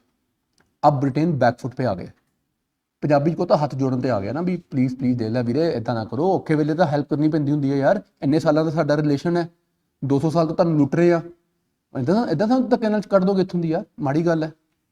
सुभाष चंद्र बोस कहते Britain's difficulty is India's opportunity. आज ब्रिटेन मुसीबत में है, मौके का फायदा उठाओ, देश आज़ाद कराओ। मैं बनाऊंगा आज़ाद हिंद फौज, इंडिया पे करेंगे अटैक, ब्रिटिश को भगा देंगे। कहते नहीं नहीं नहीं सुभाष, देखो ये गलत बात है, इंसानियत के नाते हम ऐसा नहीं कर सकते। मुझे लगता है हिटलर ज़्यादा खतरनाक इंसान है और ब्रिटेन हिटलर से लड़ रहा है, हमें इस टाइम पे ब्रिटेन के खिलाफ नहीं जाना चाहिए। सुभाष कहते बापू देखो वही बात है ना कि बुढ़े अड़ना नहीं है, तुमने हेल्प करनी तुम कर दो, मैंने लड़ना मैं लड़ूंगा, राइट। गांधी जी कहते हैं भी कैसे लड़ोगे, सुभाष कहते हैं मैं जापान से मदद ले लूंगा। गांधी कहते हैं यार जापान तो खुद ही घटिया देश है इस टाइम पे, बहुत खतरनाक देश है। सुभाष कहते हैं बापू एनिमीज ऑलवेज अ फ्रेंड, दुश्मन का दुश्मन तो दोस्त होता है। तो मैं तो जर्मनी के खिलाफ ब्रिटेन के खिलाफ हिटलर से भी मिलने जा रहा हूँ, और सुभाष चंद्र बोस हिटलर को मिलके आए थे जाके जर्मनी में, उससे बात करके आए थे कि इंडिया को आजाद कराने में मेरी हेल्प कर। जापान में भी चले गए थे, इटली को भी मिलाए थे, सबसे बात चल रही थी, रशिया भी जाए थे Subhash Chandra Bose. He met each and every leader of the world कि इंडिया आजाद कराना है मेरे को। और सुभाष चंद्र बोस उस टाइम पे इतने पावरफुल हो गए थे ऑल ऑफ अ सडन, अब डाउट करने के कारण बनता है कि वो मरे कैसे, किसने मरवाया होगा, कि वो इतने पॉपुलर हो गए हैं, खतरा किसको हो गया उनसे। अब इसके आगे हम बोलेंगे नहीं, ठीक है, शांति। तो सुभाष का जहाज गिरा कैसे, समझ नहीं आ रही ना अब तो, अब समझ आ गई होगी थोड़ी थोड़ी। ऐसे ही ना मुझे जब कोई बंदा बोलता ना कि गांधी जी को नथुराम ने मारा, इसमें किसी का हाथ था, फिर मुझे वो कहते हैं जी गांधी जी की असैसिनेशन के बाद पार्लियामेंट में होम मिनिस्टर कहते हैं हम तो गांधी जी को सिक्योरिटी देना चाहते थे, उन्होंने मना कर दिया। इतनी पावरफुल पर्सनालिटी हो तुम्हारे देश की, इतनी सीनियर लीडर की वो पर्सनालिटी है, और वो कहता है मुझे सिक्योरिटी चाहिए, तुम मान जाते हो। वैसे सरसरी सी बात है, केजरीवाल साहब ने भी मना किया था दिल्ली का सीएम बन के मुझे सिक्योरिटी नहीं चाहिए, तो कहा गया था नहीं नहीं हमें देनी पड़ेगी, सीएम है। तो गांधी को सिक्योरिटी क्यों नहीं मिली थी? उनके वेन्यू में जहां पे पब्लिक आ रही है, आर्म्स अंदर चले कैसे गए थे? कोई सिक्योरिटी नहीं थी उस दिन वहां पे कि नथुराम बंदूक लेके जाए, जाके गोली मार दे पब्लिकली। सवाल कई होते हैं दुनिया में, हम क्योंकि पढ़ते ही नहीं है या हम सोचते भी नहीं है, इसलिए हमें जो कहानियां सुनाई गई होती है हम उन पर विश्वास कर लेते हैं। जिस दिन सोचना शुरू करते हैं फिर क्वेश्चन उठते हैं कि यार बापू मरिया कितना होना। सरकार की रिस्पॉन्सिबिलिटी होती है ऐसी पर्सनालिटीज को बचाना, तो ऑपोजिशन की रिस्पॉन्सिबिलिटी थोड़ा होती है, उनके पास अथॉरिटी नहीं होती है। चलो आई am not blaming Congress, Congress is clean. एक बार मनमोहन सिंह जी गए थे शर्म शेख, इजिप्ट में समिट हो रहा था, सार्क समिट, तो पाकिस्तान ने पहली बड़ी उस दिन ऑफेंसिव किया इंडिया के खिलाफ पब्लिकली। कहते सारा टाइम कश्मीर की बातें करते हो, टेररिज्म की बातें करते हो, बलूचिस्तान की बात करता है कोई? बलूचिस्तान में इतने लोग मरते हैं, इतना टेररिज्म होता है, इतने ब्लास्ट होते हैं, कराची की बात करता है कभी कोई? उस दिन बड़ा बोला पाकिस्तान के रिप्रेजेंटेटिव ने, मुशर्रफ ने भी बोला था, प्रेसिडेंट थे मुशर्रफ। अब मनमोहन सिंह जी स्टेज पे आए, मनमोहन सिंह कहते, उनको भी बताओ ना बच्चों को, मनमोहन सिंह जी कहते we have nothing to hide, we have clean hands. ऐसे खड़े हो गए, उसके बाद पाकिस्तान कहता हाथ दिखाओ, कड़े क्लीन हैंड्स हैं। वो तो बेचारे रूटीन में खड़े हुए थे, पर वो उस दिन बड़ी मौकरी हो गई थी इंडिया की। इंडियन प्राइम मिनिस्टर कह रहा है we have nothing to hide, we have clean hands. हाथ तो दिखाई नहीं रहे हैं, दिखाओ कहाँ क्लीन। और अदरवाइज अगर कॉमन सेंस की बात करें, इंडिया में कहीं पे कोई टेरर अटैक हो जाए तो हम एक बात बोलते हैं पाकिस्तान ने कराया, कहते हैं ना, हम रूटीन में ही कहते हैं पाकिस्तान ने कराया। तो जब पाकिस्तान में टेरर अटैक होते हैं वो भी पाकिस्तान ही कराता है। वो क्या मतलब ऐसे वाली गेम होती है, अम्मी पहले इधर करके देखेंगे, इंशाल्लाह अगर ठीक होएगा तो उधर जाएंगे, नहीं तो नहीं जाएंगे। अगर इधर ठीक फटेगा तो उधर जाके फटेगा, नहीं तो नहीं फटेगा। अम्मी ऐसा करते हैं पाकिस्तान के टेररिस्ट कि पहले अपने देश में 50 बंदे मार के देख लो, ये ठीक होंगे कम, फिर बॉर्डर पार जावांगे। अच्छा, तुम में से कुछ ना लोग अपने आप को इमेजिन करो as IPS officer, senior IPS जो अब रॉ में या एनआईए में आ गए हुए हैं, ठीक है। So let's take an example, तुम हो एक सीनियर ऑफिसर और तुम मुझे एजेंट बना के पाकिस्तान भेज रहे हो, कोई इंस्ट्रक्शंस दोगे मेरे को? क्या इंस्ट्रक्शन होंगी? वेरी गुड, अपनी आइडेंटिटी हाइड करनी है। पहली बात तो यही करेगा, बेटा अगर तू फड़िया गया तो इंडिया का नहीं है, अपना Aadhaar card, PAN card, voter card, जितने के तेरे कार्ड इतने छड़ जा, जे तू फड़िया गया तो प्रूव ना जाए तू इंडिया का। पहली सबसे इंपॉर्टेंट चीज़ है ना, ये तो इंडिया कभी मानेगा नहीं हमारा बंदा है। फिर पाकिस्तान का जो भी बंदा इधर आके पकड़ा जाता है उसके पास आईडी क्यों मिल जाता है? पाकिस्तान को आज तक अकल नहीं आई कि आईडी नहीं देने होते। कसाब के पास पाकिस्तान का कार्ड मिल गया था, प्रूव हो गया कि वो पाकिस्तान से आया हुआ। फिर वो इधर आके फोन भी करते हैं कि अम्मी जान ठीक ठाक पहुंच गए इधर, अब देखेंगे किधर करना है। क्यों ऐसा क्यों करते हैं वो यार, अकल नहीं है उन लोगों को। एक ना मूवी है, सीरीज है नेटफ्लिक्स के ऊपर, 10 स्पाई, देखिए किसी ने? Very good. वो मोसाद के ऊपर, सीरिया वाली, वेरी गुड। शुक्र है कोई देखता यार ऐसी चीज़ां भी, नहीं तो पता लगता सिकंदर ही देखी जान दे सारे। सलमान भाई की मूवी आई थी। ये ना रियल लाइफ स्टोरी है। इजरायलियों को इनपुट मिली, इंटेल रिपोर्ट आई कि सीरिया इजराइल के खिलाफ कुछ बहुत बड़ा प्लान कर रहा है, पर क्या प्लान कर रहा है ये किसी को पता ही नहीं है। ऑब्वियसली सीक्रेट मिशन है। अब इजराइल की मोसाद ने एक बंदा ढूंढा जिसको अपना एजेंट बनाया गया, और उसकी ना ट्रैक बनाया जाता है एजेंट का भी, ऐसे नहीं एजेंट भेज दिए जाते, उसका ट्रैक बनाया गया। उसको प्रूव किया गया कि इसके ग्रेट ग्रैंडफादर्स के टाइम से ये सीरिया में रहते थे। फिर प्रॉब्लम्स आई थी तो उनकी फैमिली माइग्रेट कर गई थी। ये बड़ा रिच आदमी है, बिजनेसमैन है, सारे उसके एंटीसीडेंट्स क्रिएट किए गए। उसके ग्रेट ग्रैंडफादर की और ग्रैंडफादर की कब्रें भी सीरिया में बनवा दी गई कि जाके वहां पे ये मत्था भी टेक के आए। सब कर देती है सरकार जब चाहती है तो। ऐसी पाकिस्तान वाले इंडिया में, इंडिया वाले पाकिस्तान में करा देते हैं जो भी कराना। अब वो बंदे को एज एजेंट भेजा गया कि तू जाके पता करना, थोड़ा बहुत मंत्रियों से मिलना, पावरफुल लोगों से मिलना, उनको पार्टीज देना, तेरे पास पैसे की कमी नहीं होने देंगे, तू 10 मांगेगा तो कुछ 1000 दे देंगे। अब ये गया सीरिया में, धीरे धीरे वहां पे ये सरकार के क्लोज होता गया, आर्मी के क्लोज होता गया। इतने में वहां पे एक पॉलिटिकल रेवोल्यूशन तैयार हो रहा था, बाथ रेवोल्यूशन जो हुआ था, ये उसके लीडरशिप के भी क्लोज हो गया। अब जो एजेंट बन के तुम्हारे देश में आया वो इतना क्लोज हो गया कि जो नई सरकार बनी उसने दुश्मन देश के एजेंट को अपना डिप्टी डिफेंस मिनिस्टर बना दिया। इजरायली एजेंट सीरिया की आर्मी में डिफेंस मिनिस्टर बन गया, डिप्टी डिफेंस मिनिस्टर। अब ये जाके डिफेंस को बोलता, कहता कैसे लोगे बदला इसराइल से? कहते सर प्लान तो तैयार है हमारे पास, पिछली सरकार के बने हैं, वही करना है। क्या प्लान है वही तो मैं पूछ रहा हूँ। कहते यहाँ से हमने ना अंडरग्राउंड बंकर्स बना दिए हुए हैं, यहाँ से मिसाइल्स जाएंगी और वो सारा पानी खराब कर देंगी, जहर कर देंगी पानी को, इसराइल खत्म हो जाएगा। कहता वाओ दैट्स अमेजिंग प्लान, ये यही कर रही है? कहता हाँ। कहते यार एक बात बताओ, यहाँ पे इतनी गर्मी है, जो मेरे फौजी यहाँ के बैठते हैं वो कैसे बैठते हैं? कहते सर ऐसी धूप में बैठते हैं। नहीं यार ये तो गलत बात है, यहाँ पे यूकेलिप्टस ट्री लगवाओ फटाफट से, और अपना वेट मत करना कि आज पौधा लगाओगे, बने बनाए पेड़ ले आओ, सीधे क्रेन से उठा के यहाँ लगा दो। उन्होंने सारे क्रेन से मंगा गए, वहाँ पे ट्रीज लगा दिए। फिर इसने रात को मैसेज भेजा इजरायली एजेंसी को, जहाँ पे पेड़ लगे वहाँ पे बम मारो। अगले दिन सुबह वहाँ ठा आगे सीधे बम गिरे, एयरफोर्स ने आगे अटैक किया, खत्म, सीरिया का प्लान खत्म। फिर ये पकड़ा भी गया था और इसको वहाँ पे पब्लिकली हैंग किया था। ऐसा ही सोच के हमने नेवी ऑफिसर जाधव को पाकिस्तान भेजा थ्रू ईरान, प्रूव किया कि वो ईरान में पैदा हुआ था, उसकी पूरी एंटीसीडेंट हिस्ट्री क्रिएट की गई। फिर वो पाकिस्तान तक पहुंचा और उसने वहां से बहुत सही खबरें निकाली। फिर वो पकड़ा गया, फिर उसके पास से इंडियन नेवी का आई कार्ड निकल गया, बस वहीं पकड़े गए हम।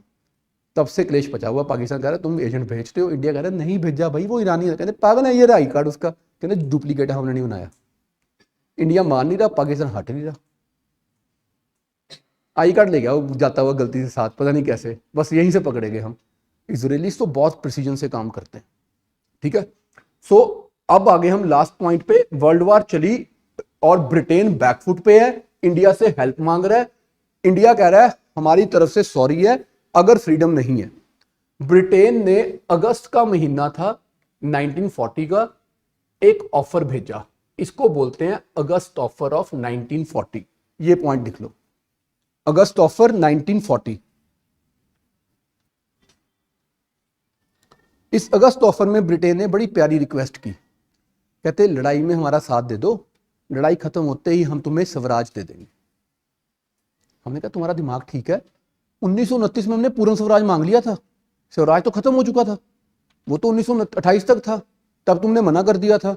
अब तुम कह रहे हो अगर हम लड़ाई में तुम्हारा साथ देंगे तुम हमें पूर्ण स्वराज की जगह सिर्फ स्वराज दोगे, वो तो हम मांग ही नहीं रहे, अब खत्म हो चुकी है डील। तो India rejected August offer because it offered only Swaraj. Britain offered dominion status and India rejected.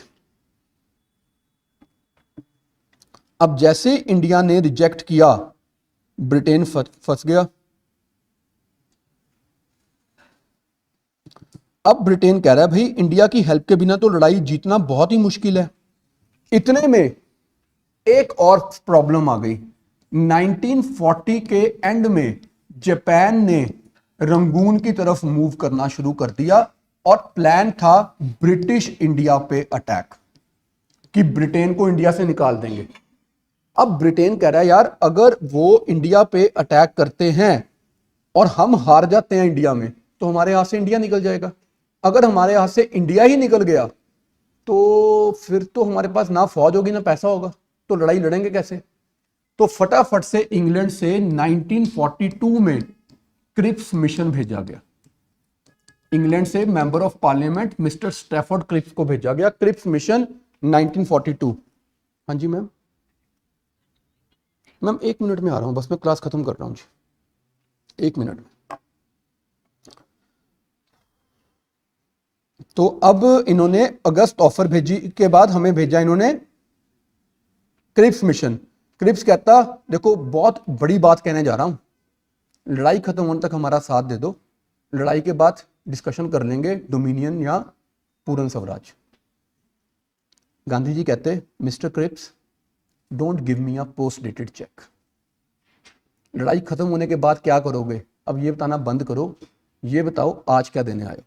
अगर तो तुम्हारे पास आज कुछ देने के लिए है तो आ जाओ, नहीं तो थैंक यू। अब हम शुरू करेंगे अपने देश के लिए quit India movement. Quit India movement. तो इसलिए 1942 में हमने क्विट इंडिया मूवमेंट लॉन्च कर दी कि अंग्रेजों भारत छोड़ो। इससे पहले कि जापान हम पे अटैक करे, तुम्हें भगाए और हमें गुलाम बना ले, और अगर आज गुलाम हम बन गए जापान के तो हमारा फ्रीडम स्ट्रगल जीरो पे चला जाएगा।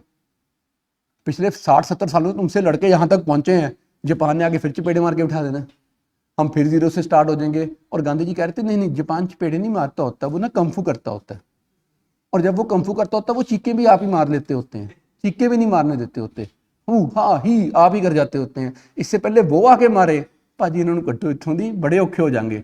इसलिए गांधी जी मान गए थे कि अब लड़ लो।